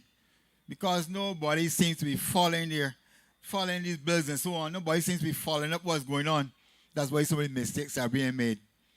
But you want our country to run in a way that will be beneficial, not only to the rich and famous or the family and the friends, but all people of Barbados, especially those that are poor and need protection, need a voice. We want to be the voice for the poor people in this country, the voice for the underprivileged. Barbados, give us that opportunity. Just if you can get one seat in the House of Parliament, that will be enough to do what we have to do and more. It is a lot easier if you can get in the House of Parliament to look those people right in the eyeball to eyeball. I tell people I don't like to call too much people on the phone. I like to get in my car and walk and speak to people face to face. I like to see the body language. I like to see facial expression. I like to see how they get now when they're talking, if they can look at me when they're talking, so I can get an idea if they're sincere or not. I had a grandmother that tell me anytime you see a man walking the streets and looking down on the ground, he's a sheep stealer. He ain't got nothing. He ain't got nothing good. He have no good intention. We want to be able to look at these people. Give us the opportunity, Barbados, to have at least one person in the House of Assembly. You can imagine one person in this party winning a seat in the House of Assembly and Steve Blackett. Steve Blackett has the opportunity to run the office of the opposition office. We all have been around Steve for the last couple of years and see how he have run the Friends of Democracy. Our party just started, 7 months ago? The organization of this party have a lot of people so jealous. They can't believe it. I was so many people, some people called me when we had the stage set up in St. Philip. People could not believe that a party that just started could put forward not only the stage, they were talking about the sound system, the level of the streaming. Steve Blackett is a tremendous person when it comes to organization. Steve, boy, we would love to see you running the office of the opposition. Controlling what's going on in that office. Barbados will turn upside down. Friends, let us travel on. I went canvassing this afternoon in this area.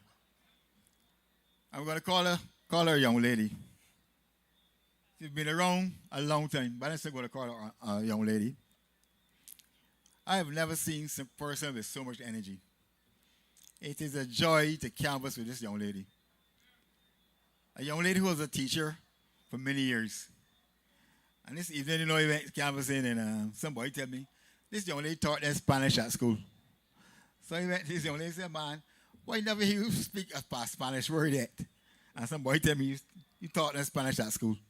And this young lady started to, man, I ain't knowing a lot of Spanish, but this young lady started to spin out some Spanish words in some conversation. Just started to show off. And to make things Madam Matthew Thorne, who said that he can also speak Spanish too, and started to have a conversation in Spanish. This is the type of talent that we have in this party. On the Whitaker, this was a young lady that was fighting for Bajans way back when. We remember this young lady was a trade unionist who used to walk around at the schools, and the days when Tom was prime minister of this country, they had very few people that had the guts to stand up to Tom. This young lady was willing. Don't have a frightened bone in her body. There's nobody can frighten that young lady. So tonight she's going to come and talk to us about St. James South and Matthew Thorne and what the vision she has for this country and how she intends to support this organization. And I'm so glad to have her on board, because if you have this young lady against you, it is not easy. Verla the Pisa can attest to that. So Anya Whitaker, you want to come forward and talk to the people at St. James South so that they will know the type of talent we have down there or down here, and the people that they can depend upon when things are going right. Ladies and gentlemen, welcome Sister Anya Whitaker to the platform. Keeping the bees in check. Oh, na na na. Hey, stand up, Barbadians. Let we take back, we respect. Time to rise up, time to step. We keeping the bees in check. Check, check, check, check. Keeping the bees in check. No mercy on the people neck. We standing strong, we walk east. Barbados, rise up, show respect. Check, check. Keeping the bees in check. From St. Lucie straight down to St. Philip West. We guarding the highway ready. Thank you, Mr. Chairman. I nearly then rise from my seat when he kept mentioning the young lady. So I was a bit concerned because I was told that I was supposed to be the next person speaking. But the constant mention of the young lady, I said that they'd probably, have someone else to bring on. However, I thank you, Mr. Chairman, for recognizing that, as you say, age is just a number.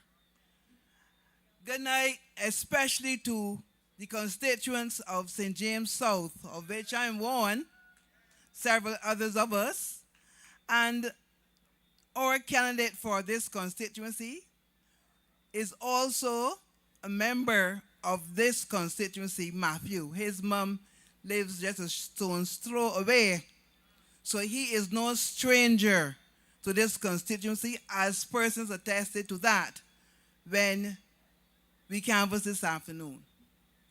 However, since the last time, he would have been known by several of the residents in St. James South. Matthew has matured into a young man who, as several persons said tonight, a family man, a pastor, which is so critical in this day, a man who works with young men. That is also another critical factor in today's society. I just saw on my phone the usual story in Barbados. Whether it is true or not, we will hear, I guess, a few minutes or a few hours from here, that there has been a shootout somewhere in St. Philip. This is the constant refrain across Barbados. And we need people like Matthew Thorne, who is a pastor, a counselor. He also works with mediation and working with young men, particularly who are in so much need of a role model to show how they can move their lives forward and how they can make better of themselves. So tonight, several persons before me have spoken about the reasons why we should give support to Matthew Thorne. And someone said tonight that Matthew is a comedian. Let me say that Matthew is so humorous that I could understand why that name has been given to him. Matthew gives a very serious expression until he breaks out into a comment that has everyone laughing.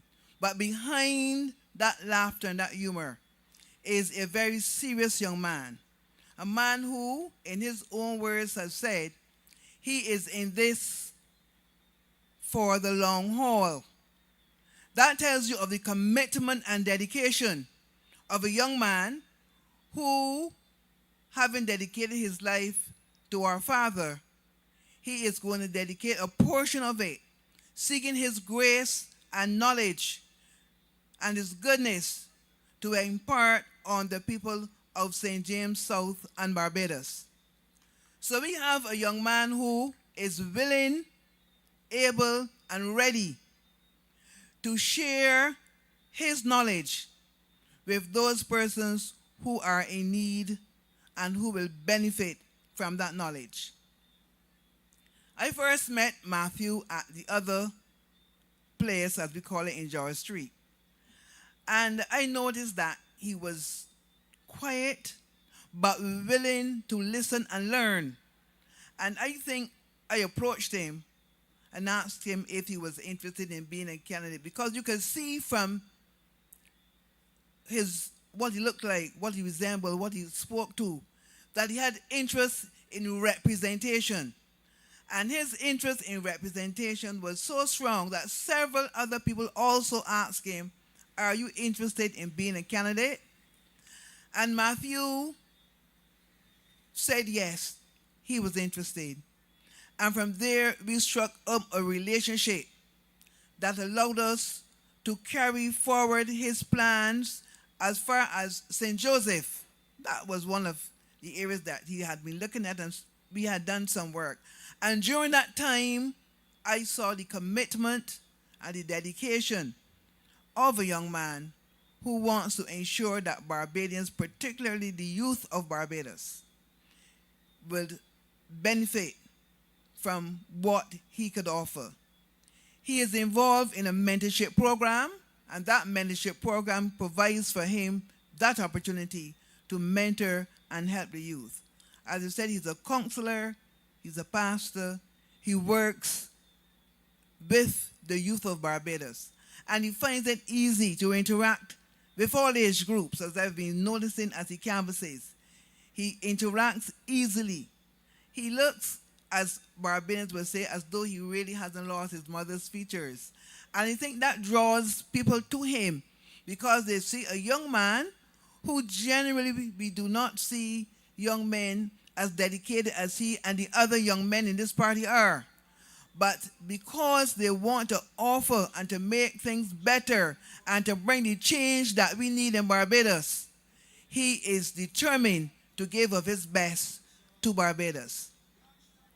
Tonight, the Friends of Democracy stand coming from the adversity that had happened to a number of people who had dedicated themselves to the upliftment of Barbados through a political party. As you well know, the issue of democracy was violated. The issue of democracy in the former party where we were was violated. And that is such a serious matter. However, it did not deter us.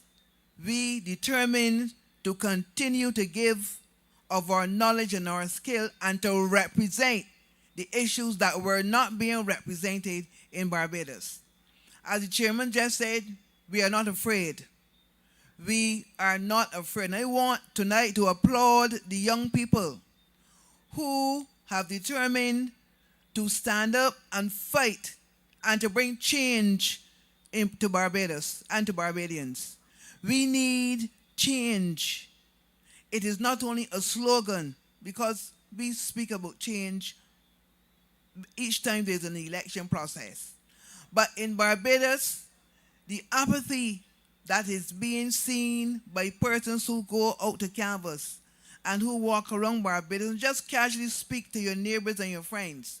We recognize that Barbadians, who used to be said to be one of the most educated people in the Caribbean, we are now at a stage where we cannot represent what really should be happening across Barbados.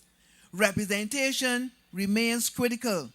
What is happening in Barbados, as we well know, is that persons are afraid to speak even to their neighbors because they don't know what color shirt or whatever they may be wearing. And because the climate of fear has developed across Barbados, we remain silent. Silence in this case is not consent. It is not consent to what is happening across this country. What is happening is that persons are being exposed to music, food, and other things, some unsavory. And this is what the culture that has now crept across Barbados, that as long as you can jump and wave, that you are part and parcel of the movement that is not creating for Barbados the vibrancy and the love and the culture that we have been accustomed to. Culture is not only about dancing and waving. Culture speaks about morals and values, the things that traditionally Barbados grew on, and across the world were seen to be persons who inculcated those values and those morals and made a Barbados that was decent and progressive. Today, all progress depends on who you know and what color shirt you may be wearing. And this is not the correct means by which Barbadians should be progressing. We have skills and values to offer people across Barbados. We are educated, and it should not be dependent on who you know and what color shirt you're wearing that you can move forward. So we are happy that we have a group of young people who will be mentored and tutored by some of the older ones, like a young lady like me, as the chairman referred to. And I'm seeing in the background, Deborah, you are not in my category of age, far from, but other persons are there. Paulette, Sister Paulette is there, and others that I glimpsed a while ago. We are the people who will mentor these young people, help them to grow into what we know, retaining our traditional values and understanding how they can speak to Barbadians, share with them what are the good elements of our country. So I wish to endorse Matthew Thorne. As I said at another meeting, I am not only endorsing Matthew Thorne, I can vote for Matthew Thorne. I am a constituent of St. James South. And as I said at another meeting, Matthew is a powerful young man. I had no plans of voting because there was no party that I could support in the coming elections. But when Matthew Thorne said that he was going to run in St. James South, I immediately knew that there was someone whom I could vote for. So tonight I am declaring my hand. I am saying to the constituents of St. James South, follow my example. Those of you who would know me as a teacher, I believe most of you would say that I did most of the things right when it came to mentoring and tutoring and teaching. Tonight, I want you to follow my example because I will not lead you wrong in this regard. Support and vote for Matthew Thorne. Vote for the young people that you see on this platform who tonight let you know what has driven them into politics and how they want to represent their constituents. They are willing and ready indeed to help Barbadians. And I want to especially ask you to look at Matthew Thorne with a critical eye. That's your right. But to make the comparison between him and other persons who are running in this constituency. All across this constituency we're hearing, we do not see the representative. Matthew, his mom lives out here. So that tells you the close connection. He lived tonight when we canvassed out in the area.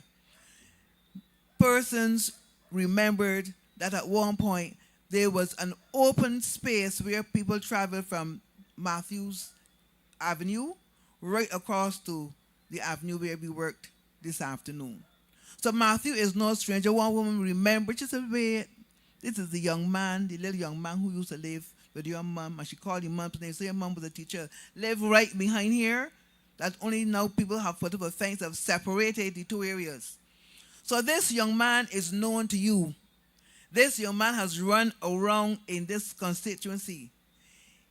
He has interacted with the younger people over time. Now he is a mature young man, willing to share and to give and to represent. So tonight, I'm asking you to give him that support. Give him that vote. You will not regret it. He will be there for you to represent you and to assist when there are times of trouble. you would have to look around and ask, where is our representative? I don't see my representative. You will see Matthew Thorne. Endorse him, vote for him, support him. When he comes to your home, speak with him. Let him know that you are there for a listening ear for him. Because although he is a young man who has the skills of mentorship, representation, he can gain from you as well. You will be mature enough to help to guide him. And as I said, he is a young man who listens. So you will have easy interaction with him. Again, I'm leaving this stage to say to and saying to you, support Matthew. Vote for Matthew Thorne, one of the members of Friends of Democracy. And wherever you are in the 12 constituencies that you will find a representative of Friends of Democracy, go out and vote for those persons. They are worthwhile. They are good Barbadians. They are people who are willing to represent, to share your concerns, and to bring solutions to the problems that you identify day by day by day.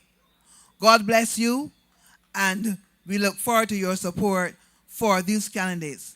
Matthew Thorne for St. James South. Thank you. Democracy keeping peace in check.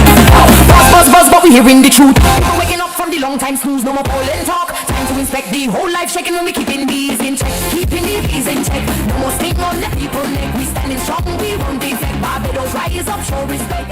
Keeping the bees in check from St. Lucie straight down to St. Philip. Thank you so much, Sister Onding. It is a pleasure to canvass with that young lady.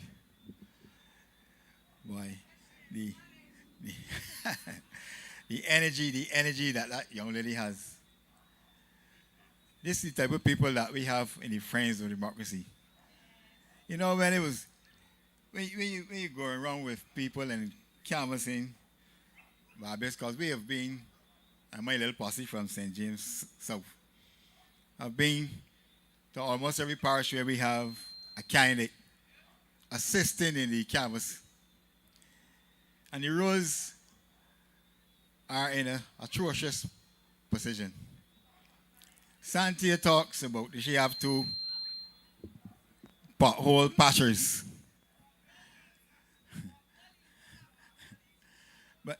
but that was not the thing that amused me about that statement. But she also went on to say that she want the other MPs to stop annoying her about getting roads done. No, because election is up. I don't know if you heard that speech. She offered, Santia said that she don't want the other MPs to keep bugging her about trying to get a road done here. Things that should be done a long time ago. So she too seems to be getting annoyed with the performance of the other MPs, even though she went someplace in the point and didn't want to see her. But that's what we have going on in Barbados now. Everybody's complaining. But I want the people to make that complaint count on the 11th of February. The next 8 days from now, that's when they want you to make that complaint be known. You have a new party on the stage. It's not, you don't have to go back to the party in George Street. There's a whole lot of confusion. You don't have to want that confusion. That's a party you believe that was in office already, that shackled up boys they were in office in 1994. We don't want that to happen. So we got to push this party, the Friends of Democracy, so that we can take over. Because the people of Barbados think that they don't have a choice. Tonight we want to convince them that there's another choice. You don't have to go back. You don't have to switch back to the one that you rejected so overwhelmingly over the last 8 years. You believe that right now we're going through, people said 3, but they call it 5 because I think we had 2 by elections during that time. 5 and 8 years. When you go to the polls, you elect a party for 5 years. You think that Barbados should be in a position now where we're going through a 3rd election in 8 years. Election is real hard on a country. It takes a lot of money to run a successful election. And during election period, very little is done in the country. But we have a party that is subject in this country to another unwanted election because they think that running the country is about sport of one-upmanship. Get one on the... I can hit them know that they're ready. I can get them know that they ain't got enough people in place that we don't got no opposition. That's what election... That was not election was meant to be. That's what we got. One thing we got to push for is to get a fixed date for elections. That must become a reality in this country. You can imagine holding an election a little over 2 years before it's due in the dead of COVID. COVID was a real terrible disease. I lose a lot of friends. I lost a lot of friends during COVID. But that lady put this country 2 years before it was due. And now she come back more than a year ahead of time. So we got a lot of MPs now that are scared. You know why they're scared? Because we never changed the rules in 1994. I guess to reward some people that aid him and becoming prime minister. So you got to spend 2 terms or 8 years. And I got a lot of people in parliament that are short of 8 years by a couple of months. So if they lose their seat in this election, when they lose their seat, they're going to be in real trouble when it comes to pension. So they got to depend on that lady now to try to put them in the Senate. And I feel like when so much of them that she can't put all in the Senate. Because the Senate could only hold a certain amount of people. Can't hold all of them. But this is what we face in this country tonight. And people telling us that they don't have a choice. We must go on with what we have now. People of Barbados, that's not true. The Friends of Democracy has the ability, the capabilities. And I want to say, you know, the same way that we feel that only me and Martin can run the affairs of this country, why you can also feel that only Steve Blackett can run the affairs of the opposition in this country. The man has the talent and the ability. So we've got to push alternatives. We've got to push where people want to know when you put your opposition what we can do. We can do a whole lot. With very little, you can see what this party have done during this campaign. Very little, next thing to nothing. A lot of poor. We don't have no big people to back roll us with no big bundle of money. We have just poor people, people that ordinary people that's in this party. And we'll be able to achieve all that you see. People are just amazed to see how we can run this campaign. Barbadians, I'm pleading with you, I'm begging you, give us the opportunity to have at least one seat in Parliament so that we can be able to manage and keep the bees in check. We have the people, I said at least one. I would like to get all 12 of us. But we just want to be able to have a voice. Some person in Parliament, yes, we're keeping it real. We're not asking for too much. We're not being greedy. We're just looking out for the people of Barbados. That's why we're going through night after night, and we're going to go right down to the end. Asking, we're begging. You know, got some people that, no, sometimes it's got to beg. The people of Barbados has the choice. So we can beg them and put forward our policies and so on, and ask them to give us the opportunity. Yes, we got to beg for Barbados tonight. When you hear the people on the outside talking about Barbados having a 30 love or every position, they're ashamed of what is going on. So we got, they're vexed. That's why we are here pleading. We ask them to give us the opportunity. And I'm going to keep repeating that night after night wherever I go canvassing and so on. We cannot have another 30 love. We will be hearing that constantly from this platform. Barbados cannot bear that any longer. The friends and the families have too much control in this party. We need to break that monopoly. We need to get among that and shackle out that little clique. And it would just take one of us to do that. If one of us get in there, they have so much backing and so much intelligent backing and people that love this country with all their hearts to give them the support to do what we need to do as a credible opposition. So tonight we are carrying on with our meeting because we want people to come and tell the people of Barbados what they have to offer and tell it with vigor and vitality. Show them that we are not afraid, that we are willing and able to confront whoever is in charge of this country. because this country needs a voice, a different voice than what is presently going on in our parliament. So we're going to ask now this young man from St. James South that everybody just in love with. It is such a pleasure to canvass with this young man. You know, I canvassed with Don Valinis down here. And before that, but the rest, you know how this kind of, Donville was the first person I canvassed down here with that people just fall in love with. And then Ronnie here will come along and he has some love. But this young man, you know, it is almost difficult. You can't remember not even one person that has something bad to say about this young man. Everybody just loves this young man. They can't believe. First thing when they look at him, they want to know if he's of age to be running for the house. You got to, you know, but and then he speaks so well. And he's so pleasant. And you know, because that he's a pastor, he has that sort of Christian love that we talk about. So we can see how people come and hug him. And you know, sometimes when people hug you, you get the impression that you would like to push them off.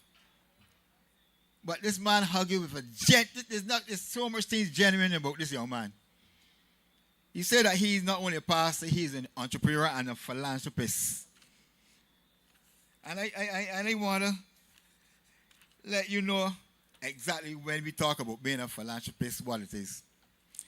It says it's a person that has a human welfare by donating significant time, money, resources to charitable causes and social issues. Person must have a love for humanity. There's got some, you know, have some person that does these things, and people call him a philanthropist also. But they don't really love people. They just give the money because that they have it. They have to do something with it. Otherwise, they have to pay a lot of taxes or some other thing. But this man does it. He don't have any money. Does it because he have a love for people. This is the type of person that you want in the House of Assembly. Some person that love people. I don't get the impression that too much of these people running around here in Parliament love people. How can you be in Parliament for 4 or 5 years and more than half of the people you constantly say, well, I haven't seen you seen the person since the election. The roads are bad. You're buying enough garbage trucks, but still you can't get a regular garbage pickup. The bus, they're bragging about the more electric buses they have, and still people complaining they can't get a bus. How long they stand up at the bus stop? And that is happening because they don't have the love for people. Just want to go brag. You know, it's got some people that they like to brag with what they've got, where they have achieved. These people just brag, want to be able to brag and say, I did this and I did that. But not because that they love people that want to do it for the people of Barbados. They do it for themselves to look good. Matthew Thorne is not doing anything tonight to look good. He is doing it because he is genuine. He have a love. So now I want to introduce you to this young man who is a pastor, who has a business, have a wonderful family. And let me also say something. We were to open our branch office tonight, but because this meeting, we push it back to tomorrow. Any person that get a chance to go and visit that branch office, I'm sorry that Michael or Adrian didn't take a picture of that office before and after. Tomorrow night when you walk in that branch office, you're going to be so surprised to see how it looks. His wife, his mom, and his mother-in-law, and his 2 children. He have a daughter there. How old she is, Matthew? He was 5. This young lady doing more canvassing than a lot of us. She walking up to big people with her dad picture in her hand. This is my dad. I want you to vote for him. When nobody's there, she going up to the mailbox on her toes, tippy-toeing, pushing the little pictures and the little things we have in the mailbox, and not afraid to have a conversation with the people walking in her father's footsteps. It is a pleasure. St. James South, we have some person that if only you give him the opportunity to be your parliamentary representative.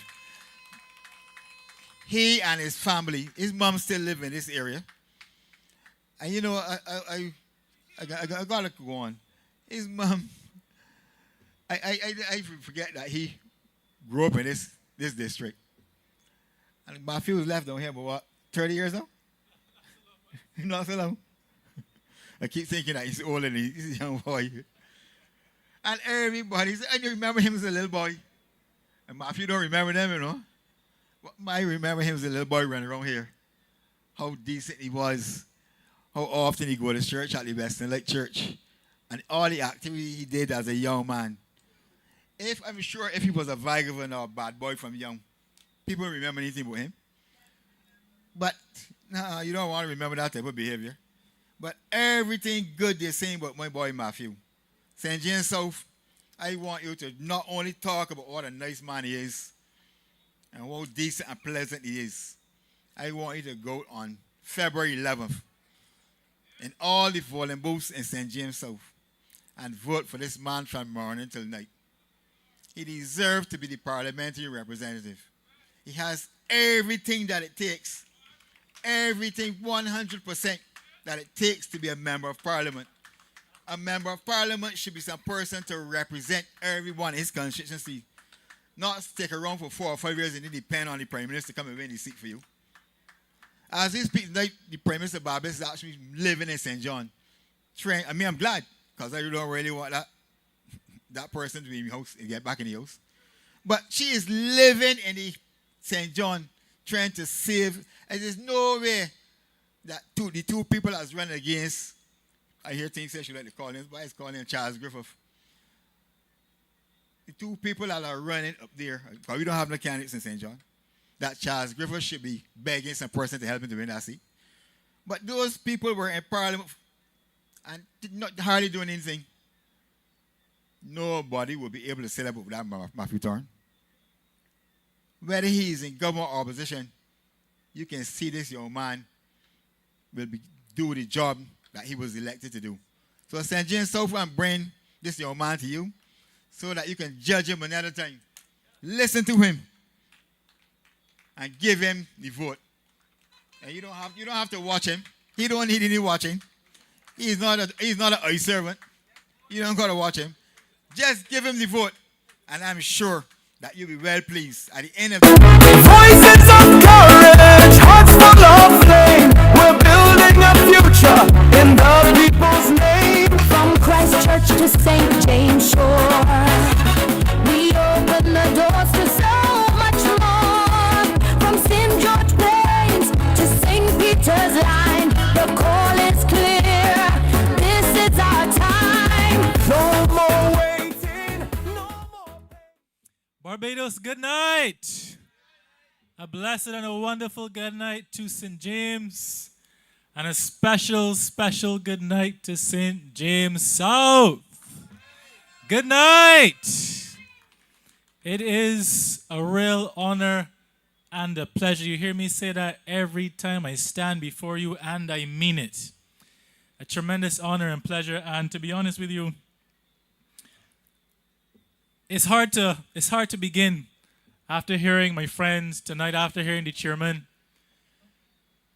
And I just want to thank you guys and to have you on my team, to be on your team, and for us to be a part of the Friends of Democracy. It is deeply humbling. It's deeply humbling to be a part of this great institution. So I cannot thank all of you enough for the big up tonight, for the appreciation, for the recognition, and for sharing from your heart how you feel about me. So I don't have to wonder. I ain't got to go bed wondering what you think. I know tonight. And I give God thanks above all else for this opportunity here to stand before you. And a big up, of course, to Mum, as Adrian holler out, she here. And a big shout out to my wife as well, who is online. You know, family is tremendously important. And after the music ends, after people disappear, it is family that is with you at the end of the day. So a big thank you to the family, again, from the bottom of my heart, that spoke such kind words. And I know that each of you meant them as you shared what little or what much you know about myself. You know, I think it was the chairman or one of the other speakers that says we have to be the change that we want to see. And I believe that wholeheartedly, and that is where my social activism, that's where my outreach, my pastoral work, that's where everything begun. Recognizing that we can't simply point to the issues that we see in society and say, well, we hope somebody fix them. Or point to something and say, well, you know, go fix that. But we have to be the persons that ignite the change that we want to see. We have to be the fuel for the fire that needs to bring the change in our communities. So I have a vision and I have a plan for St. James South. And to be honest with you, I don't know what more I can share about myself after what was shared tonight.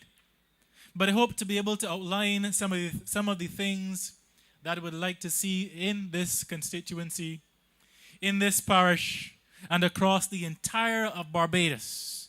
Because I think that the vision that we have here will be contagious and will spread across this island and bring a level of hope to this country that is currently struggling.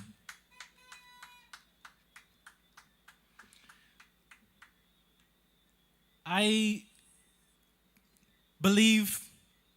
still believe, and probably will always believe, that it's the job of our government to make your lives better. Hands down and wholeheartedly. I believe that the political party is still the best vehicle by which we can do the most amount of good for the greatest amount of people. And hence, that is why you see me here standing and you saw the other candidates standing before you. The 12 of us to disciple and shepherd a new way forward in Barbados so we can be reminded about what true leadership is. So we can remember that there is a hope that is buried within us that just needs to be drawn out for the sake of our children and our children's children. So politics, I believe, is not only about the roads and the lights, fixing the potholes and the signs. That is something I think that should be automatic and should be a part of the normal mandate. But I think that we must bring ourselves to a place where we look at things that are enterprising, innovative, and new, that put our country, our beloved country, Barbados, on the world stage. Especially within the AI space, as we move from computer generation concepts to artificial intelligence, to artificial general intelligence, to super intelligence, understanding what those things are. Because that is going to be, I think, one of the greatest, almost like the arms race in the future. Understanding the technology that we have today and ensuring that every young person in this country develops themselves in an area that they are passionate about. I am a firm believer that God has given every person gifts and talents. There are things that we love to do and that we're passionate about. And we cannot be comfortable within ourselves knowing that people are just surviving and doing things that they don't particularly like. You're just getting up and going to work to make ends meet. But I have a vision for this community where people are engaged in things that they love to do. As I always like to say, square pegs in square holes and round pegs in round holes. I have a vision where every single person that has a job in this country does not live in poverty. And that will call for radical changes to our system, our financial system, our educational system. But it must start in our communities. It must start here with us, by us choosing to be the change that we want to see.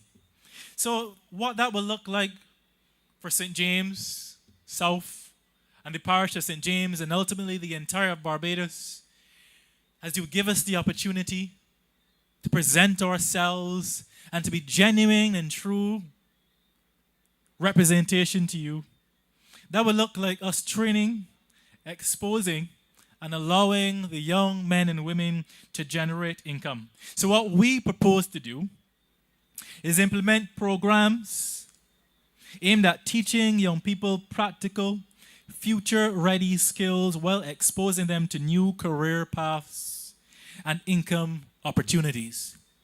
And these are things that we have attempted, but they're not things that have been reinforced at the community level.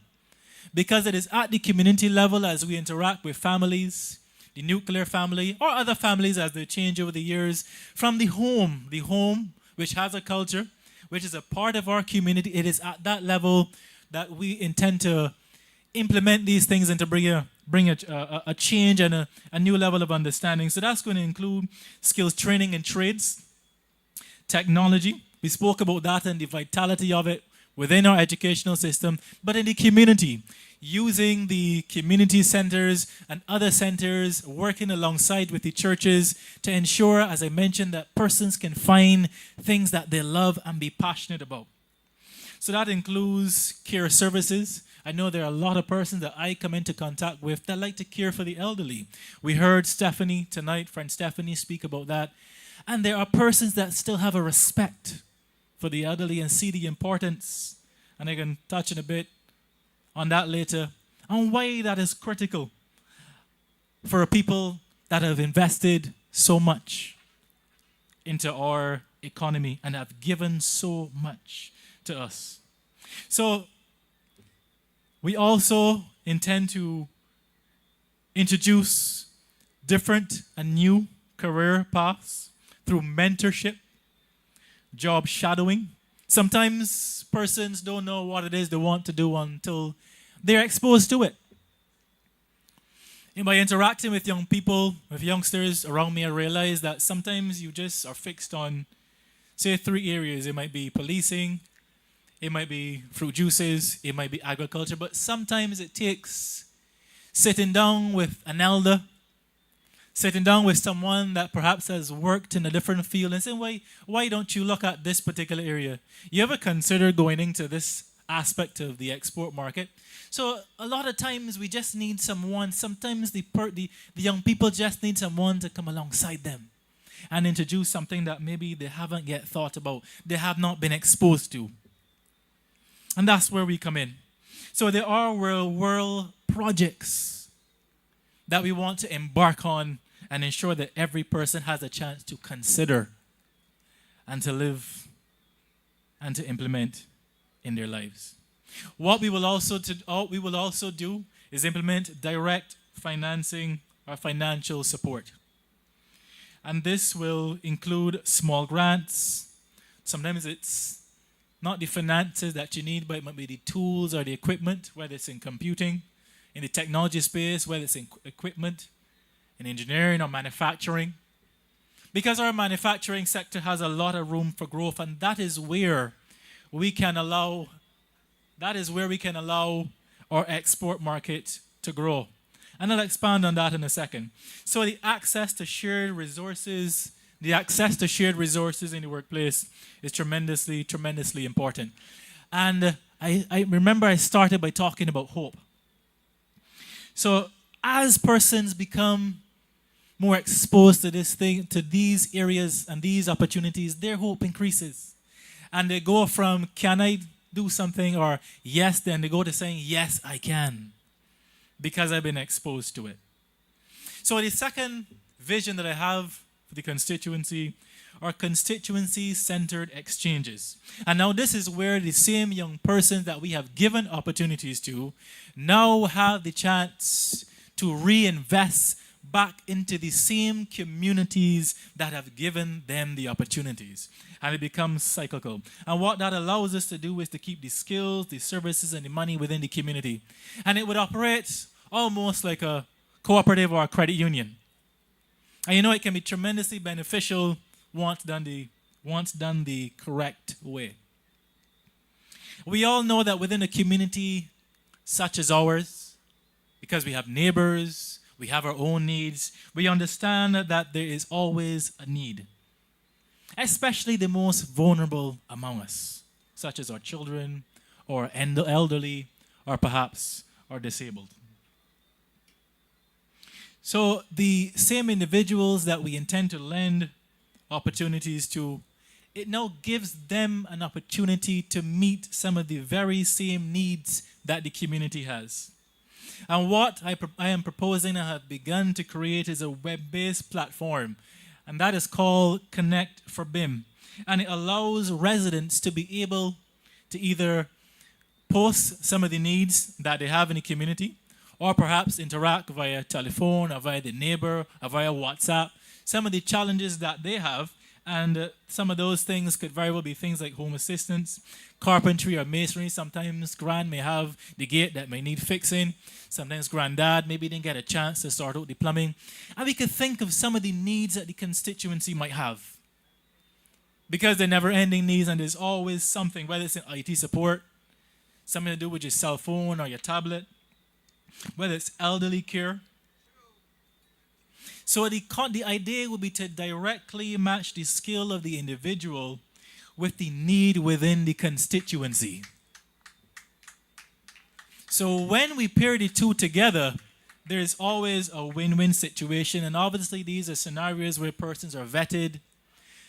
But you find that that doesn't become an issue because, as I said, when persons are walking in their purpose, when persons are walking in their passion, and they are, in fact, as I like to say, a round peg in a round hole, you then find things start to align the way that they should. So we then move from a place of lack and neglect, especially for the vulnerable among us, those that are pensioners in our community. And we then move from a place where they become visible, where they become relevant, where they become present. So jobs will then go firstly to persons within our community. But as I started by saying, it is not something that we pigeonhole. But I really believe in home drums beating first, and we see that from many countries. We see them putting, I ain't calling the names, but we see certain countries putting their citizens first. And I'm a strong believer that Barbados has to put Barbadians first. So it is the same principle that I operate with here in St. James South. And then we begin to move across the entire of St. James because we're a family and because we are one. And we don't stop in St. James, and we move across the island as we move from a credible and balanced opposition, bringing strength back to democracy and restoring accountability and balance, moving then to a place of governance. We're in the House of Parliament. We lead this country the way that God intends for it to be led. But we recognize that things don't happen overnight. And just like a toddler, you go from sitting up to walking, or from sitting up to crawling to walking to standing to running. But with God at our side, as we say in our anthem, being our guide, not only as the friends of democracy, but as citizens of this country, we call Barbados this beloved nation that we love. We will succeed in everything that we put our hands to. And that is something that we must allow our young people to know.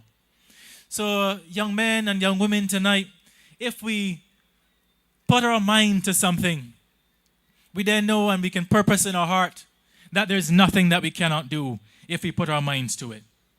So our vision is to see our jobs go to those that are in need first here in the community. And for about almost 30 persons or so, I myself personally have been able to find some means of income. And I trust that with the help of the constituency, we can magnify that 100-fold. Where no person in this community has lack. So apart from the jobs that we will be sourcing and creating, we're talking about the skills that are already present and recognized in the community, because you recognize that those individuals, those young men and young women, and those that are young at heart as well, you recognize that they have value and they have worth, and that's all a part of pride and dignity, because we speak a lot about it, but how do we implement it? Because anything that is worth implementing at the grassroots level within our communities, because that's where it takes root. So what we would begin to have is money circulating here locally, strengthening families and small businesses as I canvass throughout Haynesville, as we support Vanessa right behind me around the corner, as we go across the West Terrace, as we go further up into the Heights. And every person has an opportunity to be a part of Project Democracy. Every person has an opportunity to pitch in, to lend their voice, to lend their resources, and to lend a hand for the building up and for the betterment of this beloved community, St. James South. But there is another vision that I want to see unfolding. And that is monthly community meetings. Now, that might be something that is normal and regular. But the reality is that it is something as normal as it seems and should be a normal practice. I don't know much about the representation that the constituency that it's had. And I haven't watched a lot of magic shows. But I know there was one particular fella by the name of Houdini. And, he would come and go. And, 1 minute he's there, the next minute you wouldn't see him. He did this disappearing thing, But that's not the kind of representation I think that any constituency needs. Especially this constituency where I have seen so much talent. And where I have met my brothers and sisters and persons that I've known for a long time. And want to afford them the same opportunities that I have had. The same opportunities that they deserve. And that has been withheld from them by the current administration. We talk a lot about care. But care begins at home. Care begins in our community. And we show that we care, or rather, as I always like to say, it's one thing to say that you love, but it's another thing to show that you love. So one of the ways that we will continue to show that we love is by sitting down with our residents on a monthly basis and hearing what the concerns and the challenges are. And not out of, as a friend said tonight, out of duty, or because it is something that is going to be on the front page news, but because you understand that we as representatives, your member of parliament, that we work for you. And it is the money that you pool at the end of the month that comes out from your income that pays us. And that means that I am accountable to you. So me sitting down with you every month and saying, okay, look, here are the needs that were shared with me this month. And here is how I'm going to address them. Here are some of the needs that we have next month, and here is how we are going to address them. And that is how we make a community feel heard. Because what we need now more than ever,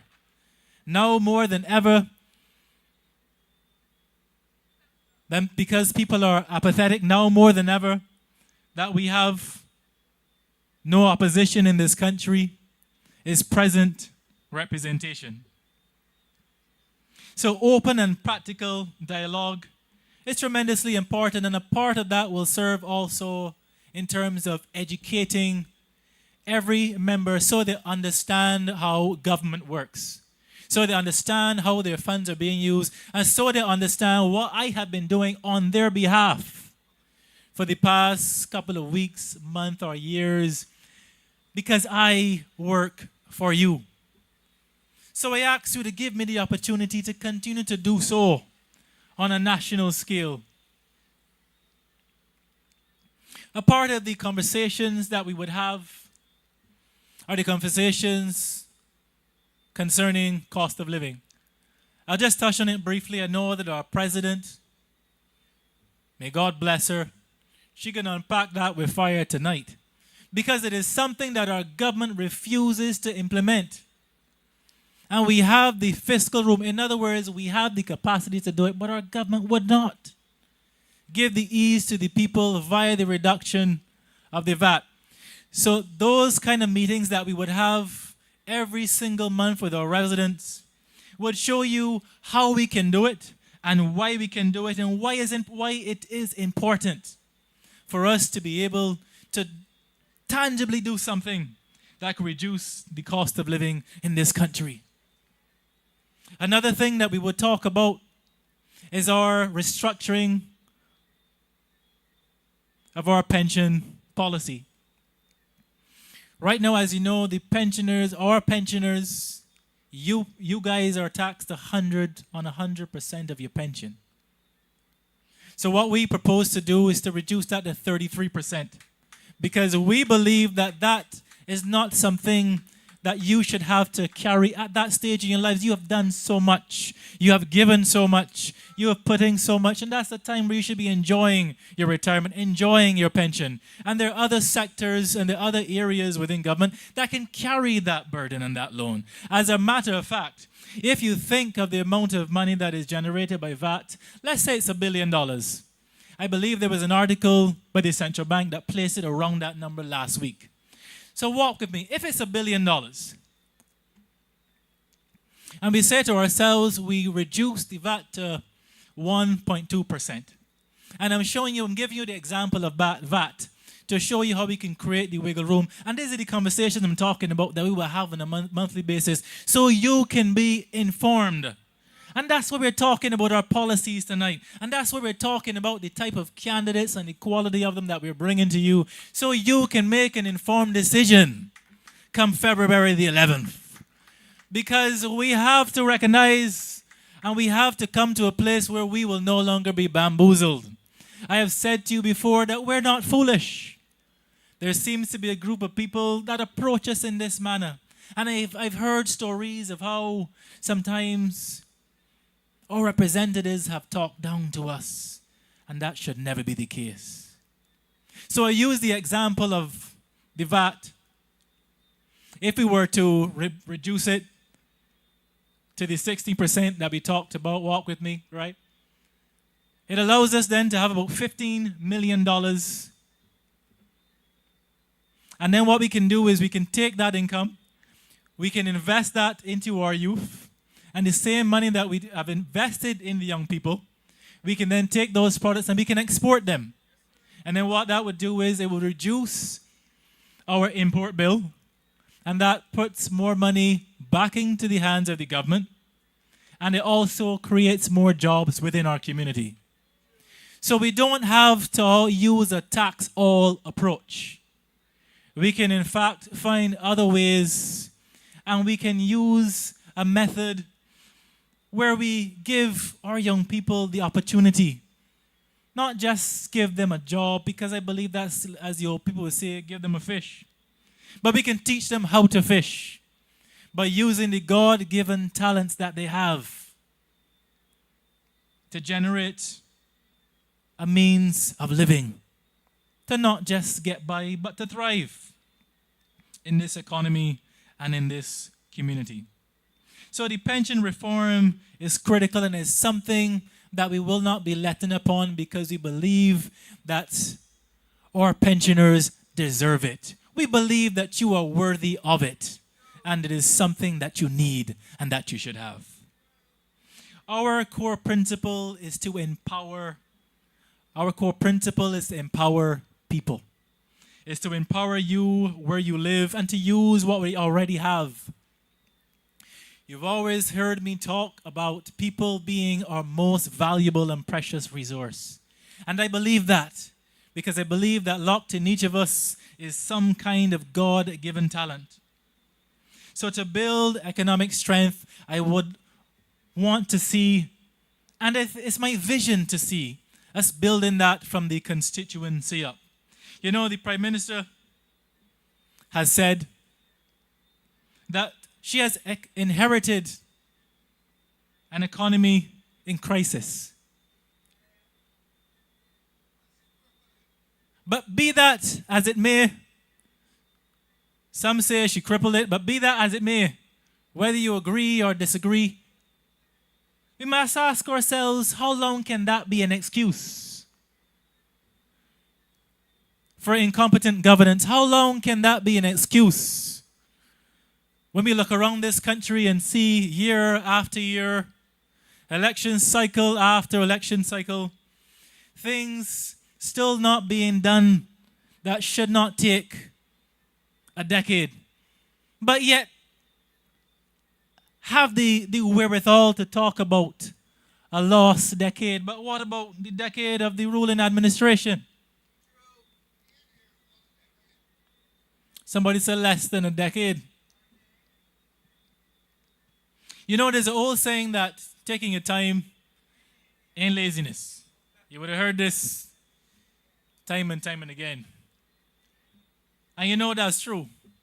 Because I remember some time ago, just down the road behind you in Sugarcane Avenue, I left home in a hurry.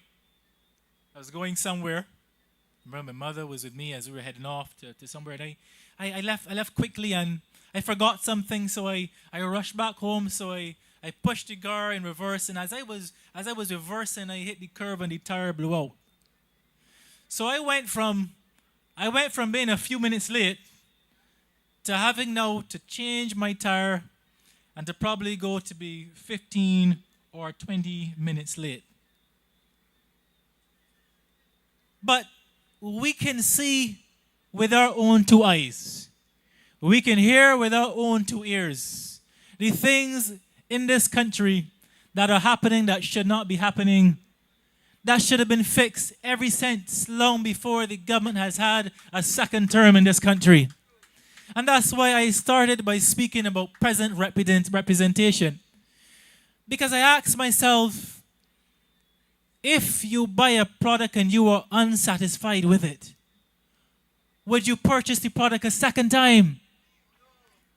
Would you purchase it a third time? So I know I heard my brother, who apparently he and I had the same last name, Kerry, as he spoke tonight. And he spoke about the type of governance that we should have in this country. And that's why I remind you, Barbados, that tonight, in fact, we are not fools. We can see, we can hear, we know when we are being taken for a ride. We know when things are not right happening around us. The government talks a lot about strong leadership, but I ask you, what is strong leadership without control? What is strong leadership without direction? What is strong leadership without wisdom? What is strong leadership without care for its citizens? What is strong leadership without understanding the people that we're catering to? What is strong leadership without being present in our community and understanding that we have a responsibility to the persons that have elected us to represent them? So tonight, given the opportunity to represent you as your member of parliament, I guarantee you a level of present representation that you have not seen. Because as Undine has said tonight, I am willing, I am able, and I am ready. Ready to give of myself, recognizing as a young person, understanding your challenges, understanding where you come from, understanding your thought process and the things that we grapple with on a daily basis. And it's bothersome to me to know and to be able to see government for what it is when government governs without care and represent and the concept of what it means to be a true representative to the people that they are working for. So tonight, I want to thank you for the opportunity to address you. I want to thank you for the opportunity for hearing me as I canvass in your communities. I want to thank you for the opportunity of consideration. I want to thank you for your prayers that are coveted tonight, tomorrow, and forever. St. James South, myself, Kerry, and Steffanie, as our chairman said, we will continue to work closely together. We will continue to be your advocate, not just here tonight, but in the House of Parliament. Not just in the House of Parliament, but in your communities. Not just in your communities, but in your homes. If there was ever a time that you needed representation, if there was ever a time where you needed something new, something fresh, and something different, St. James South, it is tonight. So I declare God's blessings over you. Thank you for the opportunity to be here. May God bless you, and I love you. Good night. Free, we're writing our own history. We rise, we're forging our destiny. We fight for truth and unity. The people's voice, the people's dream is time to lead, it's time to be seen. We rise, friends of democracy. Thank you, friend Matthew. Tell you this young man is something special. You can imagine hearing that voice on the floor of Parliament. Respectful, clear, erudite. Everything that you can say about this young man, you have to is good. Man that believes in the Lord God Almighty. One that is willing to stand up and be counted. A life of service. He started his presentation by going through some policies, some manifesto policies that we have put before the people of Barbados. And despite what that man said on the program today, want to know why we will bring a manifesto if we are only looking to be the opposition. But you know, a lot of people don't know what is the purpose of a manifesto, because they have been led to believe that it's something that you just put out a couple of days before election, not giving the people enough time to even read the manifesto. Yeah, it's something that you come back with year after year that is never done. But that's not the intention of manifesto. I went and then do some checks on what a manifesto really should be, to show people that a manifesto is not what we see every year from between these two parties. It says a manifesto is a declaration of policies and aims, especially one issued before an election by a political party or a candidate. It says there are about 5 different types of manifestos. So we are putting forward our aims. This is what we would like to see. This is what we will do given the opportunity. Whether that opportunity be as the government or the opposition. People still can't understand that when you're opposition, you can agitate to get things done in the House Assembly. Once you have the courage and the strength, you don't have to be the government to get things done. You don't only have to be in the right area. So you want to thank Matthew for repeating some of those manifesto promises that we have that we have put out there.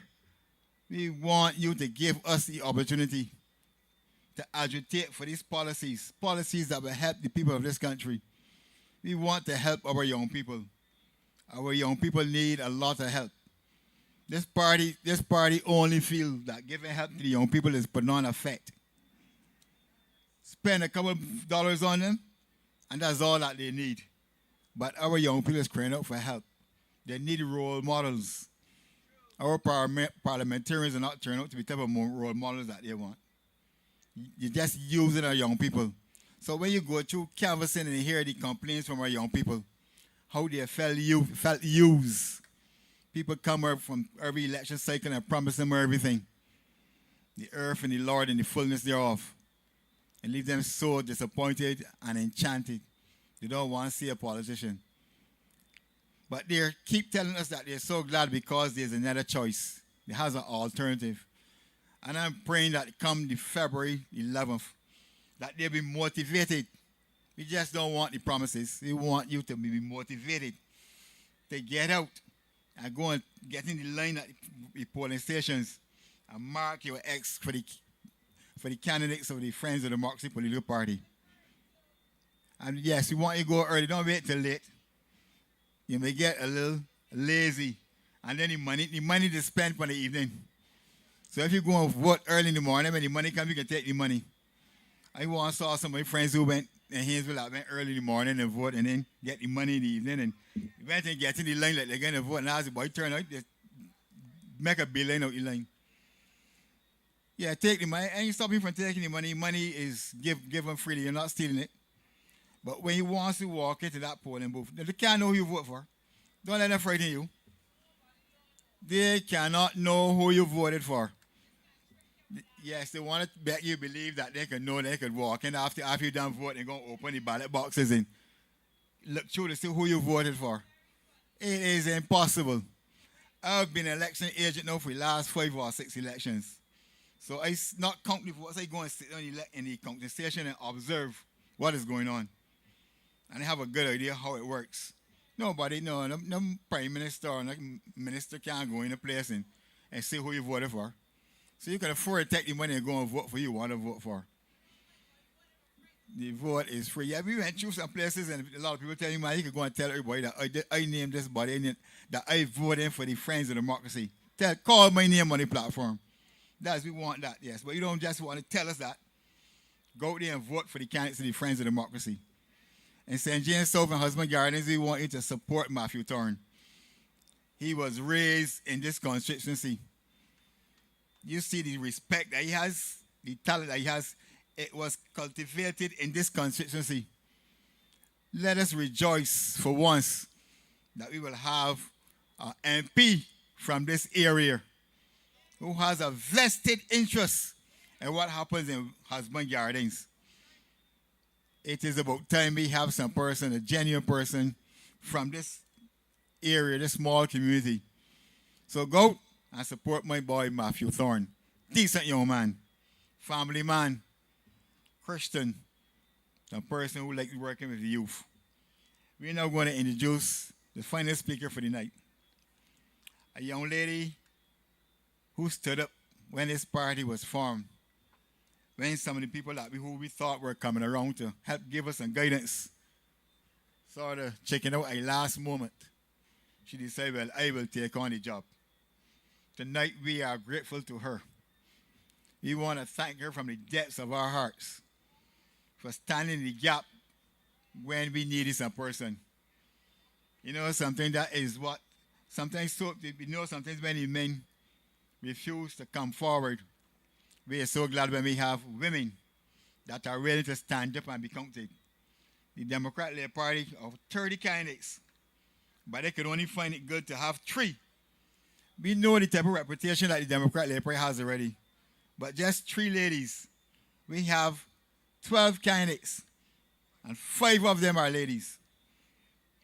This is a party that's willing to back the women of this country, to let them know that we are not like the other party. We might have been down there one time, but their policies and ours don't collide.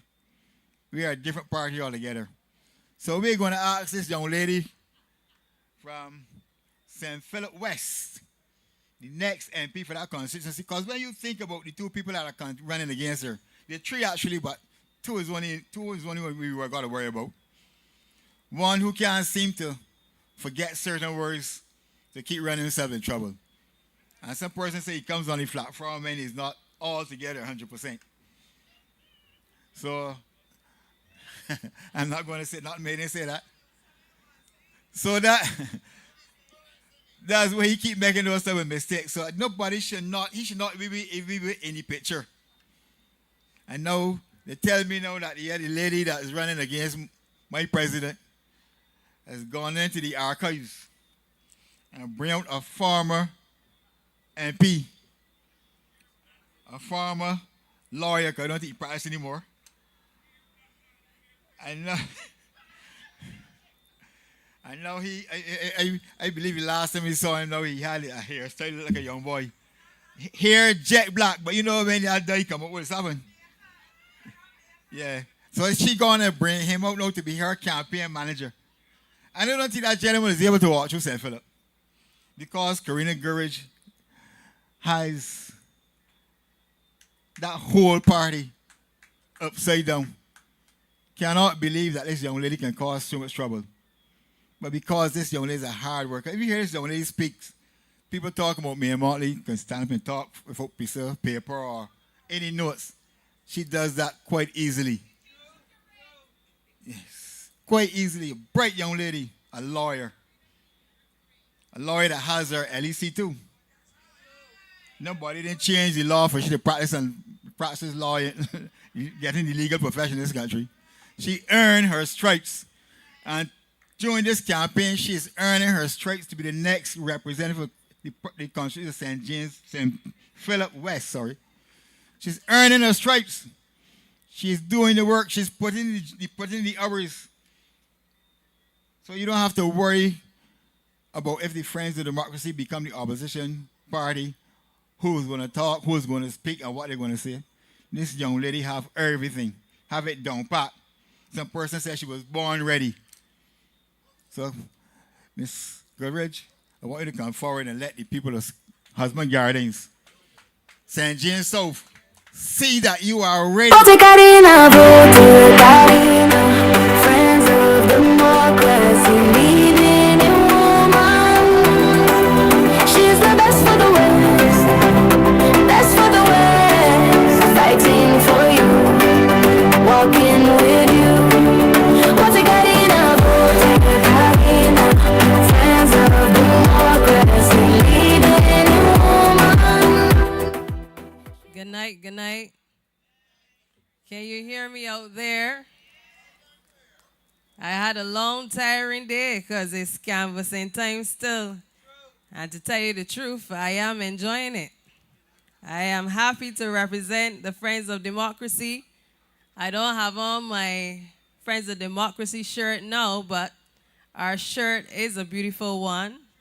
And wherever I go, people are asking me for a shirt.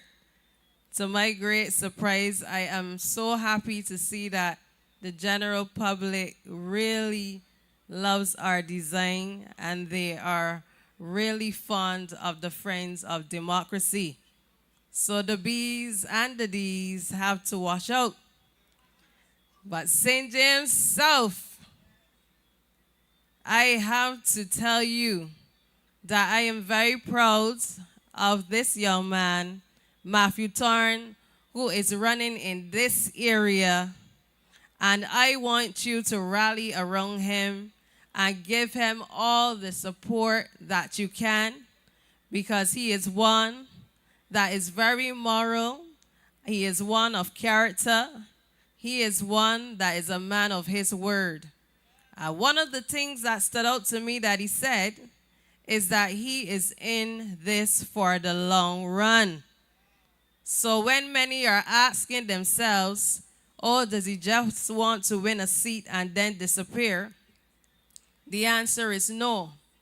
He wants a future with you, and he wants to deliver to the people with not just unfulfilled promises, but deliver with valuing their voice and ensuring that the things that matter to them, he will hold dear to his heart. And whatever he could do in his capacity, I can assure you that he will reassure you that he will try to do as best as he can.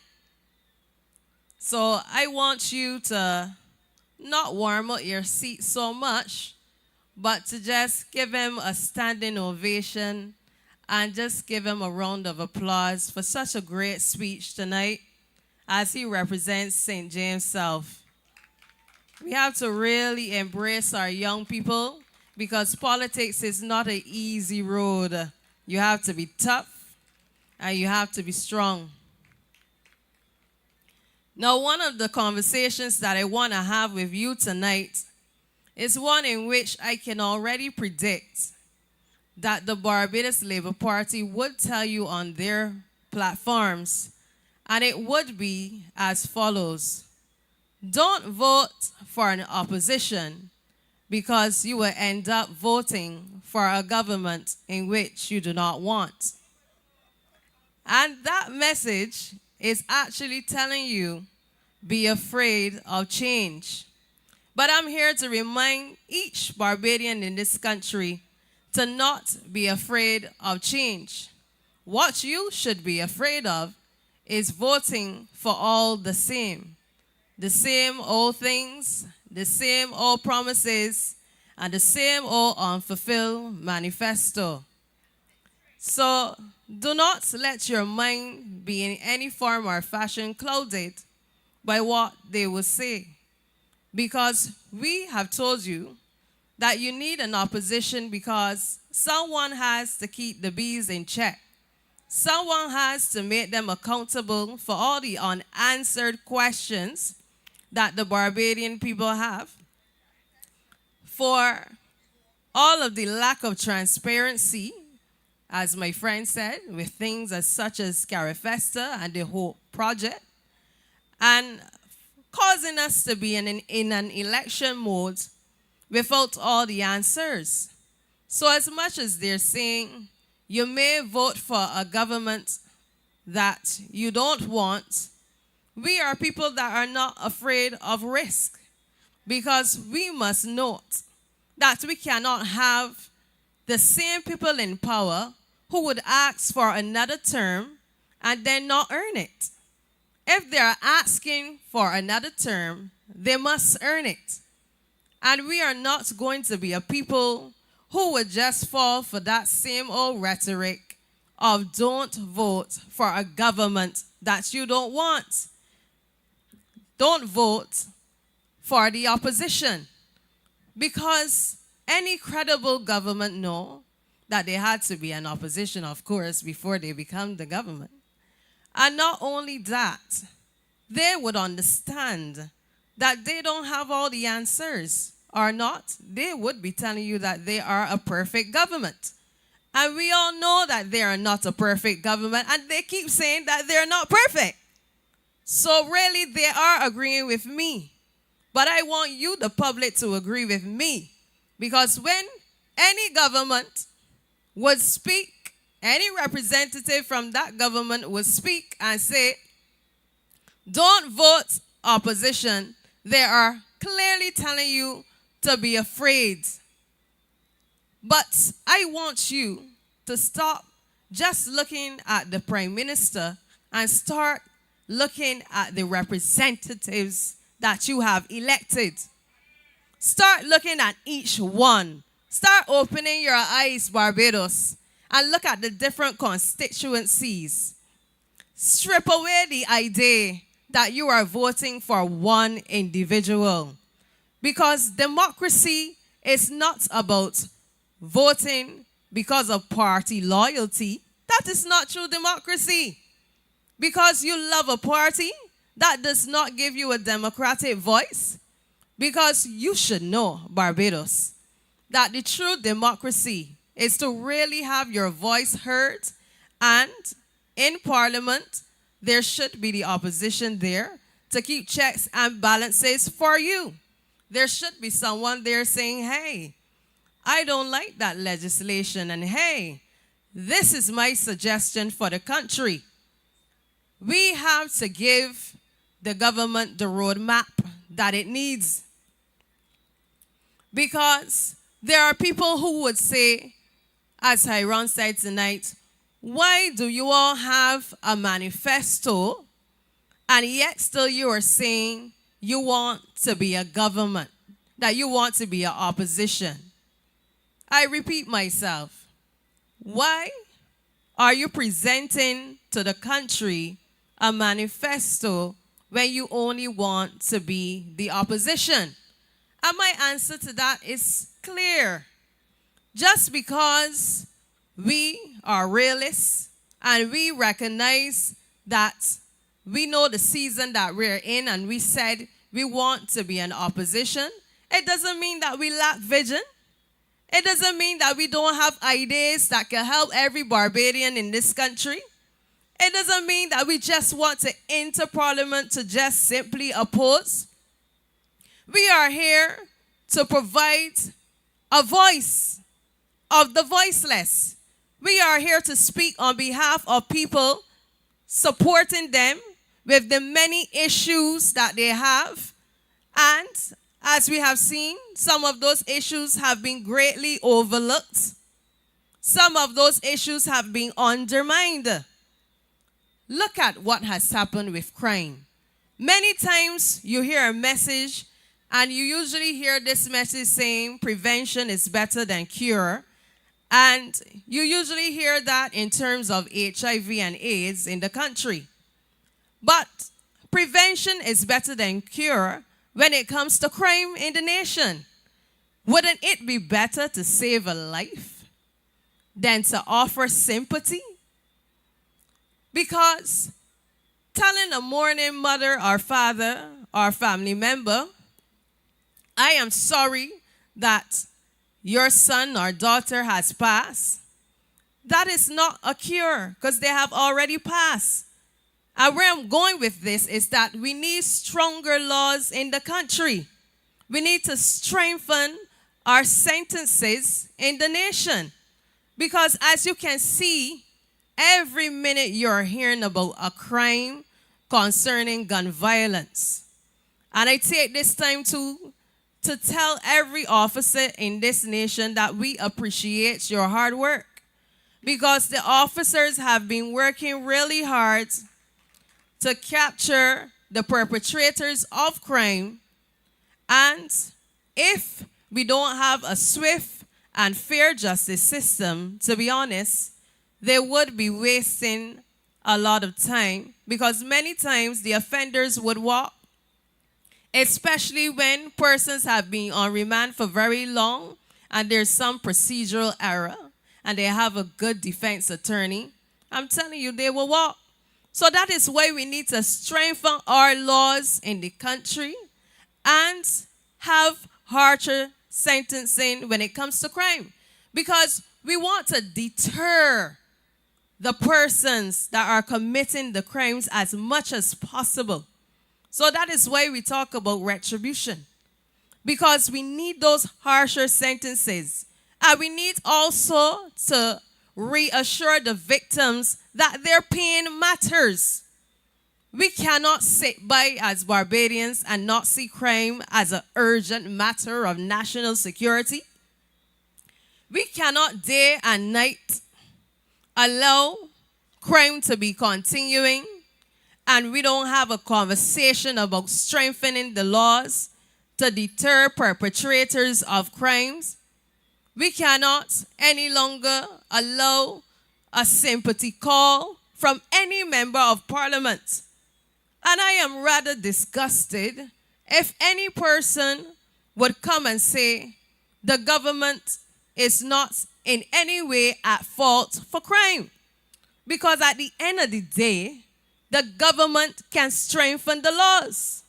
The government can ensure that there are harsher sentences so as to deter people from literally sitting daily and calculating what crime can I commit next and get away with. When our people are dying, national security, crime, it has to be a matter of urgency. And I'm not here to say then we should treat our citizens that commit crimes as terrorists. I'm here to say that many times the answer to solving these issues are by solving the matter with the law.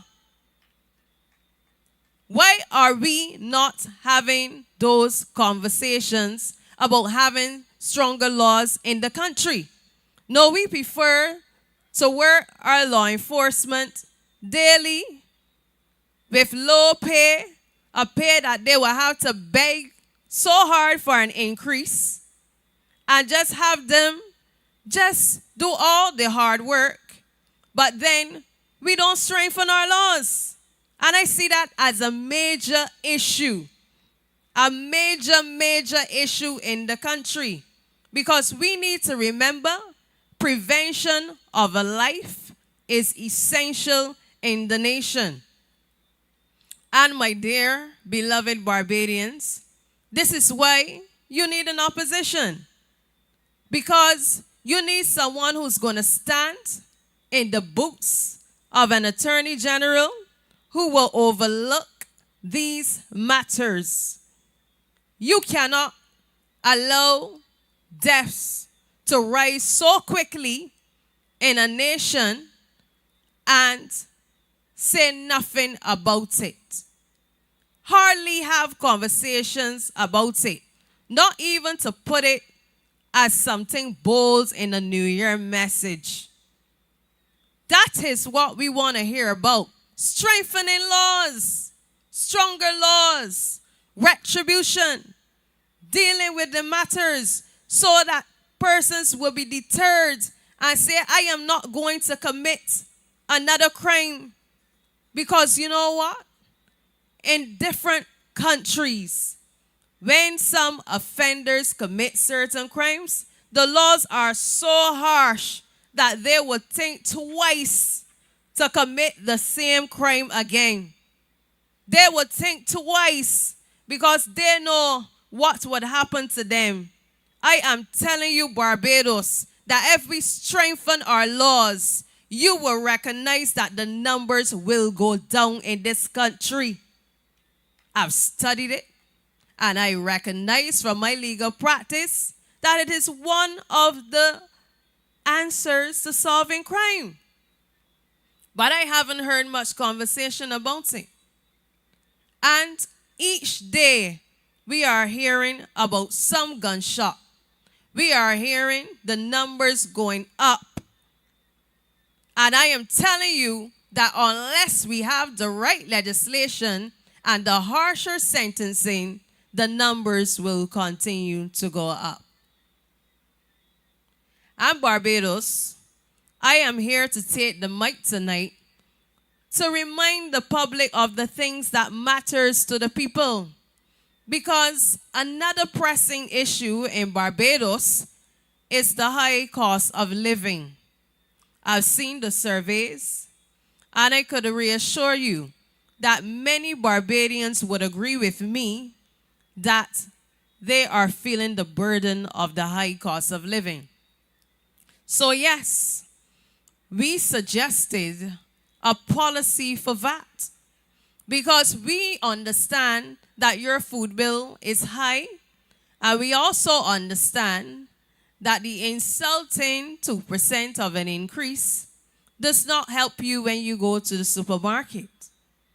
So we are saying to you to support us when we continuously tell the government that you need a lower food bill. We want to abolish the 17.5% value-added tax at the retail end and at the ports of entry. And then we want to introduce a 16% flat tax, goods on levy on the food. So we're talking about food, taking it off of food for you. And that gives you a net saving of 19%. You see, Barbados, we had an issue before that, the third-party private entities are supposed to collect, the value-added tax. And at one point in time, the government then decided to just squash 1 billion. 1 billion right off. And now they have taken at least years in government and never took VAT off of food for you.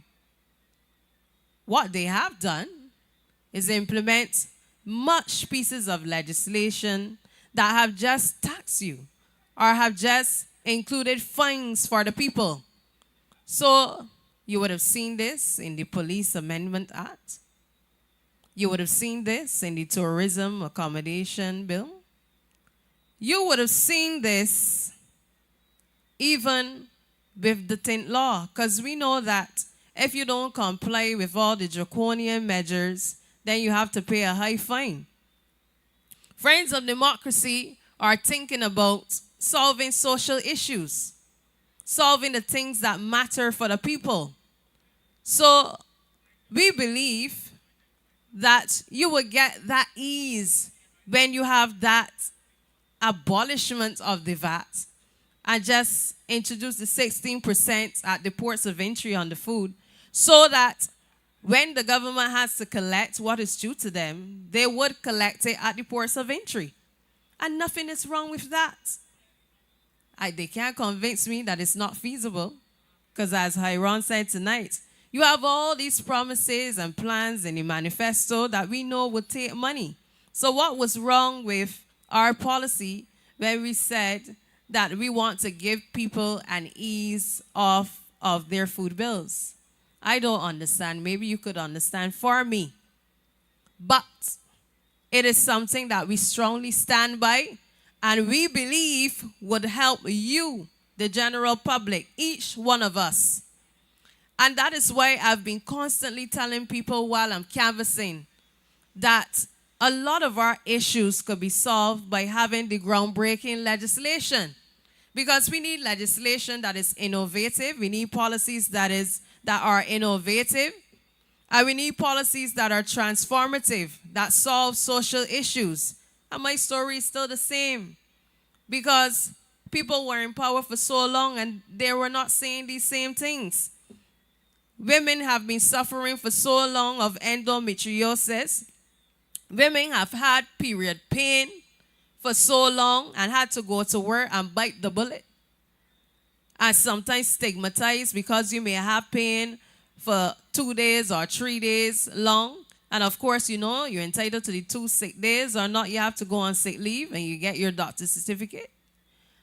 But for women who have this social issue, there needed to be a conversation to say, why can't you give them a remote day? Why are we not having conversations about having that legal work from home day and not just having it at the discretion of a boss, at the discretion of an employer?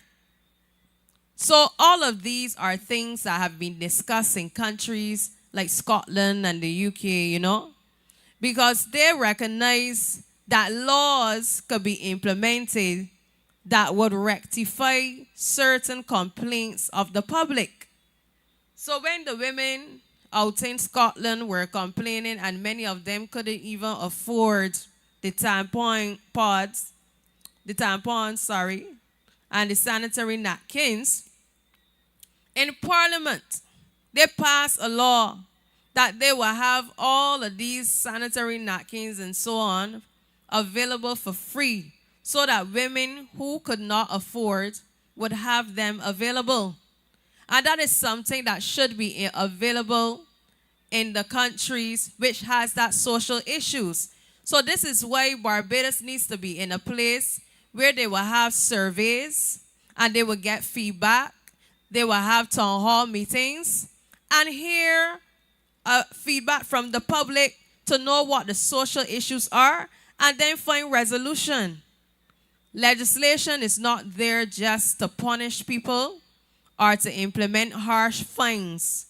Legislation is also there to solve social issues, and I can attest to it as an attorney at law. Because if Scotland can celebrate, Barbados should be able to celebrate a piece of legislation that addresses a great social issue for the masses and not just a few people. And I've been constantly waiting on the conversations of the ministers in Parliament to be one of such, where they will have a discussion about the pieces of legislation that can change lives, that can transform tomorrow, so that when the same people from Scotland look at the changes in our legislation, that they can Google us and see online that Barbados has removed, for example, the VAT off of food. And it wouldn't be a tug of war between a quote-unquote new party and them. Because, you see, what matters in this country is people first. That is our mandate. People should always be first. You shouldn't be struggling to be heard in a country. Why is that? You shouldn't be one who has the answer, but no one can hear it. And that is why you need the town hall meetings to really get feedback. That is why you need the surveys in the country so that you will know the statistics and know who is suffering from what and what is happening behind the scenes. If government ministers just sit down in the office or never even send out people to really ask the questions that matter, obviously they will never have the answers to find some resolution to how to solve the issues of tomorrow. And actually, that is why the country has so much voter apathy. Because right now in Barbados, we are at a crossroads where many people still do not know whether to vote or not. And I could understand. Because if you are telling me that you have not seen your MP over 5 years, that is a big issue. That is actually a serious issue. Because it means that if you had an issue for 5 years and you really need your MP, my God, that person has not even sent out somebody to visit you and to ask a question, you know, and to see how they can resolve your issue. And also, it is setting a bad precedent about politicians in general. So now people like us who are upcoming politicians and aspiring to be in such a field are actually in a position where people don't know who they can trust, and then they're asking themselves if they can trust us. But you know, my verdict I would deliver today, it is that you are alternating too long between the two, and you are asking yourself all the time, who is the lesser of two evils? So it's time now for you to have a taste of Friends of Democracy, which is giving you a new choice. A party with a new slate. A party with credible individuals who have something to offer. So don't let anybody distract your mind by saying, oh, we can't vote for that new party because we can't vouch for them. Tell them that Karina told you we can't vouch for having the same old thing with people who haven't solved our issues over those 5 years, 10 years, God knows. So again, you need people in Parliament who is going to make the great suggestions for you. So when we are out here and we are speaking about the elderly, I want Barbados to know that I have walked to doorstep to doorstep. I have walked so much. And I know my candidates here from the Friends of Democracy, they have walked too. And they have met many elderly persons who live alone. Some live alone, and some have nothing else than their paycheck.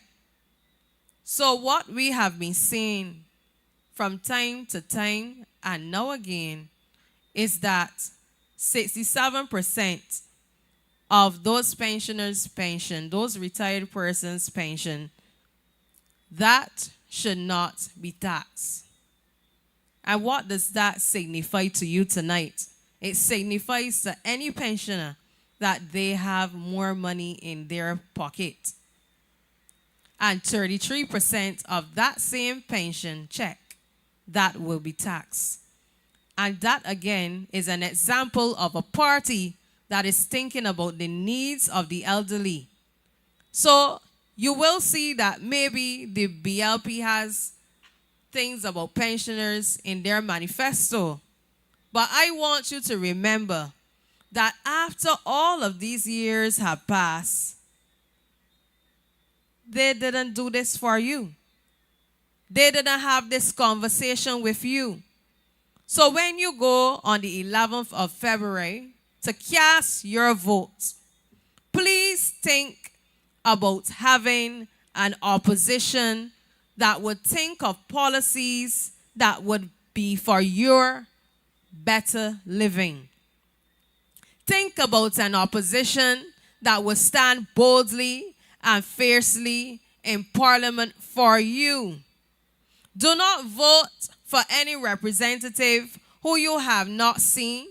Do not vote for any representative who has encouraged your struggles rather than fix them. Do not go and vote for any representative who does not answer their phone. Because I will continue to say that many of them do not have their phone working after the election. So no matter how you have walked with them, no matter how you have talked with them, or you have received funds for the vote, you would recognize that the door will close after the election has passed. And if you dare to give them 30 seats once again, the phone will not be working no more. And I will continue to sing that song because we need to recognize that in this country, we need an opposition that will speak the things that I'm saying when I speak about these policies. You have complained about the sewage tax. You have complained about the brown water. And still it remains. You are in a republic. And still you do not even have a republic constitution. And I don't understand why we are picking at a constitution when a constitution is supposed to be the framework of the land. It's supposed to be the framework of the land. So why are we here changing president after president, and something as serious as having a constitution of the country, the framework of the land, is not in place? So we are leaving confusion in the mind of the people, where people are asking themselves, do we really have a constitution? And the constitution is a hot topic because people are confused. People are greatly confused. Our constitution shall have the right amendments. And one of the amendments that it needs, one of the things that should be in it, is the matter of having an auditor general, one with enforcement powers. Because there's no way that you can recognize there has been mismanagement and you have found errors, and then in no way can you do anything else after that to ensure that it is properly investigated and prosecuted when you find that things have gone wrong. Another thing that should be in the Constitution too is this thing about fixed term elections. Because in no way any government should be using the advantage over another party, because obviously they will have more resources than a smaller party. So they will already have that as an advantage. We cannot play political games when our lives here are one that is at risk. People are hurt. People are in pain. And as a matter of fact, I said it before, when votes are being counted at a particular polling place or station, you should ensure when you are dealing with that polling station and people are coming in and the polling agents are crossing off who has come to vote, those votes need to be counted at the same polling station. This would avoid people saying that there's meddling in the election, because we've heard the scandals and the rumors where people are so worried about what will happen on election day. So I want to hear the conversations about the proper amendments to a constitution, and we want to hear about a republic one. That is the framework of the land. And that is what we need to hear about. We should not have our citizens walking day after day saying, one, there's no constitution, or saying, two, there's no republic one, when we have said and we should know that the constitution is always the framework of the land. So Barbados, I want you to be tuned in to what you need versus what you want. Because I know that many of you in different constituencies are wanting a mass party because you believe that numbers signify relevance, numbers show social validity, and you believe that numbers somehow includes some type of expertise and experience. And that is misleading somewhat. Because even if you have a smaller party, it does not mean that you don't have individuals in that party that are well experienced, that have social validity, and that does not mean that you have people in a small party that cannot govern, because you need to evaluate whether the persons who are already governing has been governing properly. You have even heard when it comes to the whole idea about wiretapping, they admitted in the parliament that they were tapping your phones without your permission. And to resolve the matter, they then passed the law. But that does not make it right.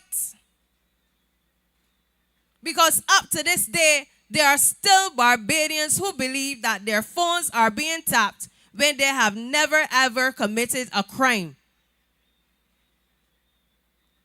And they have dropped the ball. The government has dropped the ball when it comes to implementing those pieces of legislation that does not solve the crime. Because I repeat myself over and over again that the tint law did not cause any crime numbers to go down. It did not deter any individual from solving crime. And if they want to say that I'm wrong for saying that, then they should produce to you the statistics that will show that the tint law did prevent crimes in the nation. Because at the end of the day, people here in this nation are still worried about the great expense to comply with the removal of the tint. They are also worried that all of their assets and things in the car are exposed to the public, that anyone could look into their car and see their valuables. People are worried also that it is a breach of their privacy. Because you're breaching their privacy, everything is open, and we know in this country that some people do like to have their little hideout spots, and everybody now can peep in your car and see what you're doing. But you know, the real issue there is if the tint law really solved the crime. Because if they're putting you at an expense, it's just more money in the economy. It's just like selling out too much of the nation to foreign investors. Because at the end of the day, the money just going out and trickling out the country. We want the money to come here.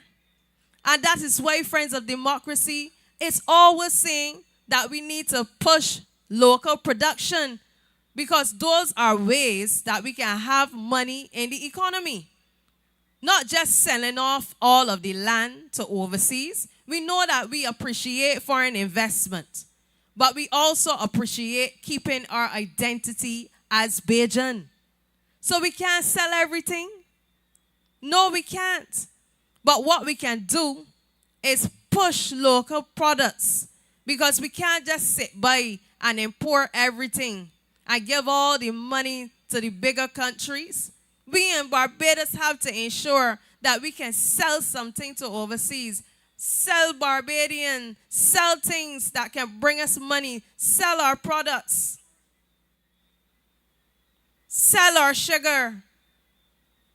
And that is why we need to support our farmers. Did you hear that Friends of Democracy had a policy where we were even thinking about coconut water villages? Those water villages might sound strange to somebody hearing it for the first time, because you will be wondering, what is a coconut water villages?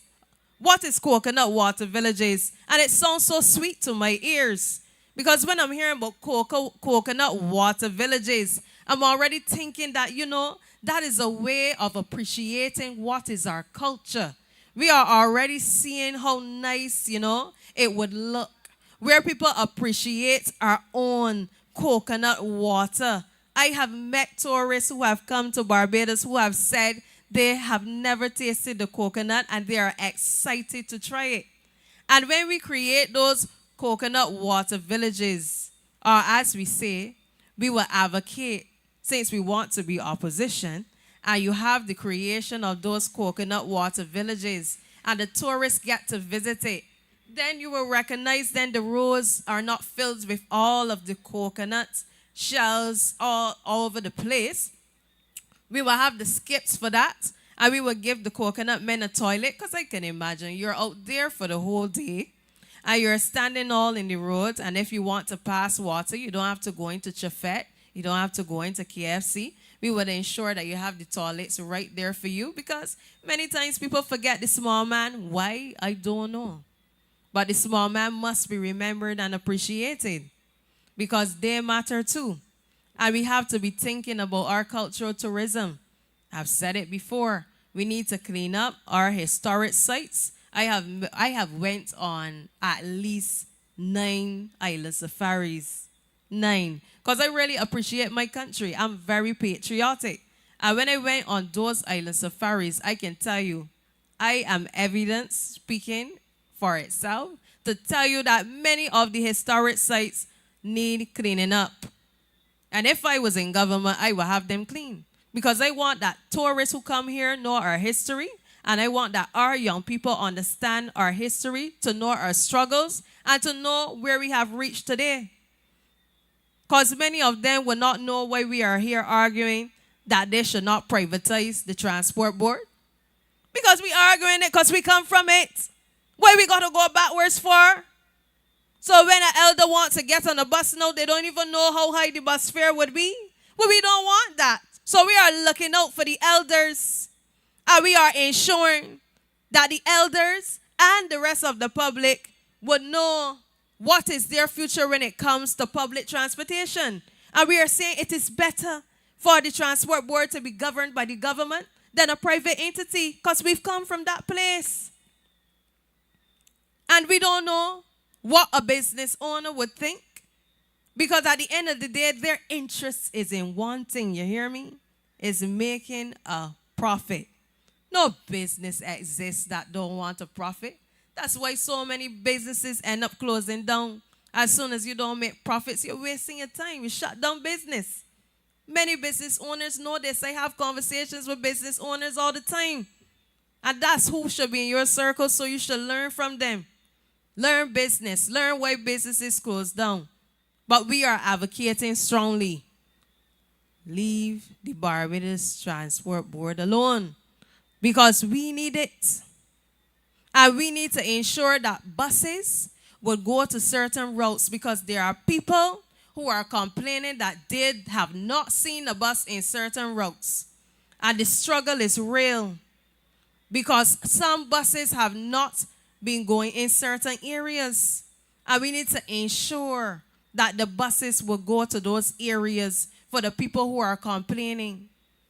People are also complaining in this nation about street lights. I've told somebody this. Why can't your MP send in a letter for you concerning the street light and have that done for you? Something so simple. We're still struggling just to have a simple street light up. You're leaving your people in darkness knowing that this is high crime season. Worse, they're committing crimes in the day and then late at night. Another thing that Friends of Democracy is advocating, people, is that we work on our road infrastructure. We have lived to see that a gentleman was washed away in the flood water. And the roads are poorly done. And our people are complaining about the bad roads. I went somewhere recently in St. Philip, in Ebenezer. And the roads were so bad that people said those potholes were more than craters. Big, big, big potholes. And the water just settling. And this is why we need better drainage systems in Barbados. So that when you have a heavy rainfall season, then you will have the right resources to catch the water. We can't sit by and say, okay, that was just one man. Because we see what happened in Jamaica with the heavy rainfall. And these are matters that are pressing, because people can die in heavy rainfall.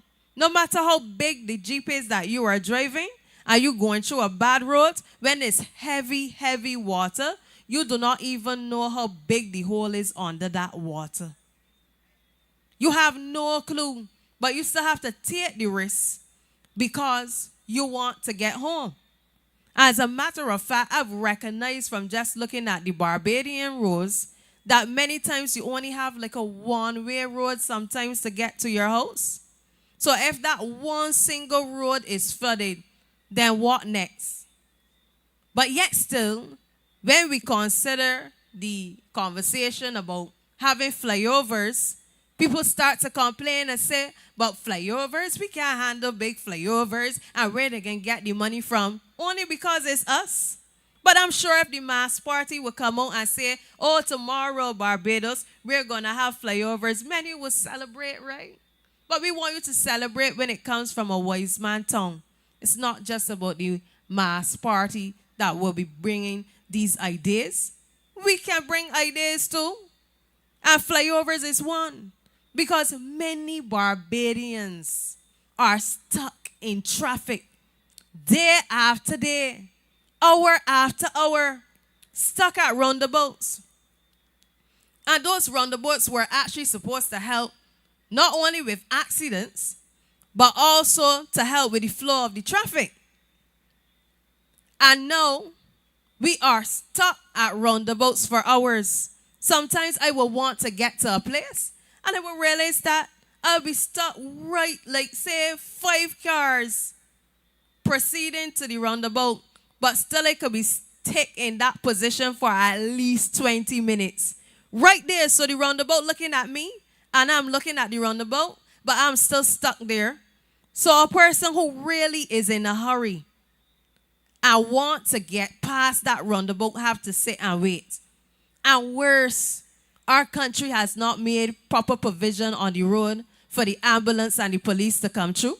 Many times the police, you don't even hear sometimes the sirens. And worse, sometimes when the police is coming through, all you recognize is that traffic trying so hard, squeeze on the road, just to, find a pathway. The ambulance or the police trying to find a little pathway to squeeze through there, and it looks so uncomfortable because our roads don't make provision for things like that. And these are the things I want you to think about, because we could develop Barbados to a better place. Why are we still stuck in the old backdated ways, still have the old outdated laws? When we continue to say that we want to develop Barbados, and we continue to trust MPs, because of course we are waiting patiently, and it's not that the public is foolish, It's just that the public is recognizing that, look, we want better, and sometimes they get fooled by all of these topics called Stronger Nation or Stronger Barbados, and we get sometimes sidetracked to, trust and hope because we want better.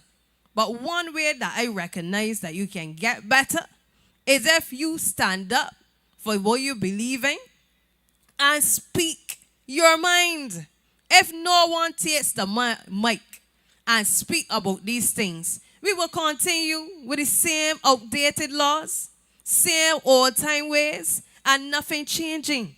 And that is why we need modernized legislation in the country to suit the modern times. Just like with crime, we need modern legislation to suit the modern crimes. We need modern things in place to solve these issues. So as long as, you stay in that old-time mindset that you don't need any flyovers or you don't need something to solve the traffic congestion, then you will remain the same, stuck in the traffic, stuck there waiting, stuck getting work late, and you will be called the late bird of the office, and you will have a bad work record. Because I know that all employers like to know that their employees are at work at least 10 minutes early. If you get to work on time, some will consider that you are already late. Barely make it. So we need to implement the flyovers in the country. If they could find money for all kind of other things and could take out money out of your consolidation fund to fund overseas businesses, they shall have some money to fund Barbados roads. They should. No ifs and no buts about it. We need to put our people first in Barbados. And it is a matter of our own interests for us to be valued. We need to value ourselves and value what we believe is best for us as a nation. That is my message to you. Because I will hate to know that tomorrow again, and then 6 months later, you are still stuck there with the traffic congestion issue, and we continue in that same form and fashion, and nothing resolves. We need to have that conversation. I know the high cost of living is an issue. I know that crime is an issue. But I also know that the traffic congestion is also an issue. Because we need to ensure that when the ambulance, the police want to get through the traffic, that the roads are built in a way that they can pass through with ease. We have had cases where police officers have been in accidents and fell off their cycles rushing through traffic. They have hurt and injured themselves. We have even had instances in this country where ambulances have turned over, rushing through traffic. Read the news. I'm not here making up anything. And I'm talking simple tonight. I usually talk simple when I want people to remember what I'm saying, because it could be very bombastic. But tonight, I'm very simple. I'm talking to the nation, and I want you to remember what I'm saying, because we have released our manifesto. And I know that the Barbados Labour Party know that what is in our manifesto is good. I just hear the talk on the street. We have good policies, and we have more than 10 policies. But people want to create an illusion. Don't listen to them. That is a confusing party, because they want to talk about opposition and still release a manifesto. We are Barbadian. We can give the country ideas. We are Bajan. We are citizens. We have the ideas. It's every one of us. You want somebody to come down from UK to have to tell you what is the answer? You want somebody from Canada to have to come down? Don't live our experience every day. We know it because we feel it. We are the ones stuck in the traffic. We are the ones who experience the gunshots that are strayed. We have people here laying on a QEH floor. We know when the hospital has been lacking resources. We know that the hospital needs more doctors. We know that there's need for another hospital in this country. Because if you don't have another hospital, then we will continue to complain about A&E. And we will continue to say that our dates for surgery and appointments have been continuously pushed back. But unless we have these conversations and somebody stand up and say enough is enough, though, our people should never ever be on a hospital floor. No excuse. I tell you all people here tonight that prevention is better than cure, you know. Prevention is better. Because we need to prevent some of the things that are happening to us. And we have the opportunity to do it. A stitch in time can save a nine, Barbados. And we need to honestly think about our future, because the 11th of February is coming. And you have Matthew Thorne here to vote for, and St. Philip West has me to vote for. What a pleasure and an honor to bring young people that are vibrant, young people that are thinkers, young people that carry wisdom. And it's not an age bias, because we appreciate people who are older too. And that is why we take mentorship from wise men and women. But we know that we don't just come and arrive, but we are working our way up. And then February 11th come and you recognize that we are the ones that you decide to choose. Don't let nobody come and tell you, do not vote for any opposition because you might vote in the government. Do not listen to anyone who will say, be afraid of change. I want Barbados to be ready for change, because change is going to be the answer for your development of a nation.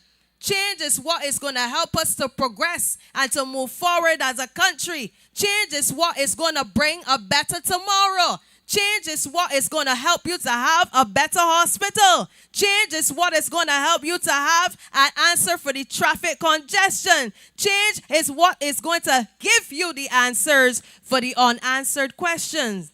Because we are going into an election and we still don't know what happened to millions that were missing.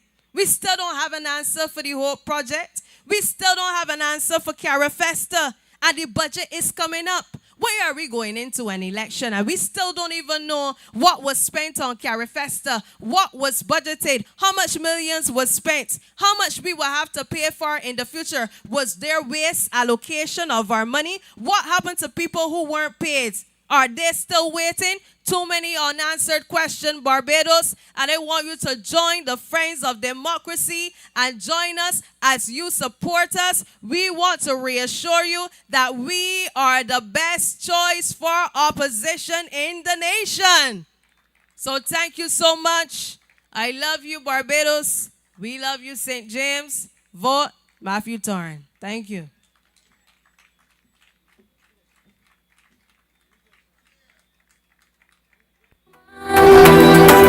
She's the best for the West, best for the West, fighting for you, walking with you. What's it Karina, friends of Karina Goodridge. That is a voice that can resonate in Parliament anytime. Well spoken, well researched. We have an opportunity not going to Parliament. You can see that he ain't reading nothing, he ain't researching nothing. Talking everything except the Prime Minister I just complain that he goes to Parliament and he talk about everything except he make no connection to any bill, resolution, anything else in the House. He has his own agenda. He got his own agenda for Parliament. But we have a young lady here that will do a marvelous job representing the people of this country. So we asking St. James South, give Matthew Thorne an opportunity to sit beside Karina Goodridge. And when she get that seat in St. Philip West, you can imagine two of them working together in Parliament. With some help in the background, we know that we will do a wonderful job for Barbados. So Barbados, we are asking you to follow the Friends of Democracy as we traverse this country, giving out the gospel according to the Friends of Democracy political party. So I wish that you all will get home safely, but remember tomorrow night, we'll be in Pike Corner supporting our friend Sherlin Orlando Davis. Come and let us give him some encouragement. We have two candidates in St. Lucie.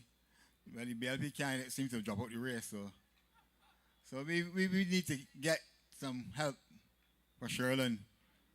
So let's find a way into Pike Corner, St. Lucie tomorrow night and give Sherlin some encouragement. So we hope that you all, I'm praying that God, Almighty God will help you get home safely and He will wash over you through the still hours of the night. So thank you for coming to St. James South and enjoy yourself, and please continue to encourage these young people to do what they are doing for Barbados. I thank you. Good night. God bless you. keeping the bees in check. Oh, na na na. Hey, stand up, Barbadians. Yeah, we take back, we respect. Time to rise up, time to step. We keeping the bees in check, check, check, check, check. Keeping the bees in check. No more sting on the people neck. We standing strong, we walk defect. Barbados, rise up, show respect. Check, check. Keeping the bees in check. From St. Lucie straight down to St. Philip, we guard in the highway ready. We respect friends of democracy, keeping bees in check. Buzz, buzz, buzz, but we hearing the truth. People waking up from the long time snooze, no more polling talk. Time to inspect the whole life shaking when we keeping bees in check. Keeping the bees in check. No more sting on the people neck. We standing strong, we won't defect. Barbados rise up, show respect. Keeping the bees in check. From St. Lucie straight down to St.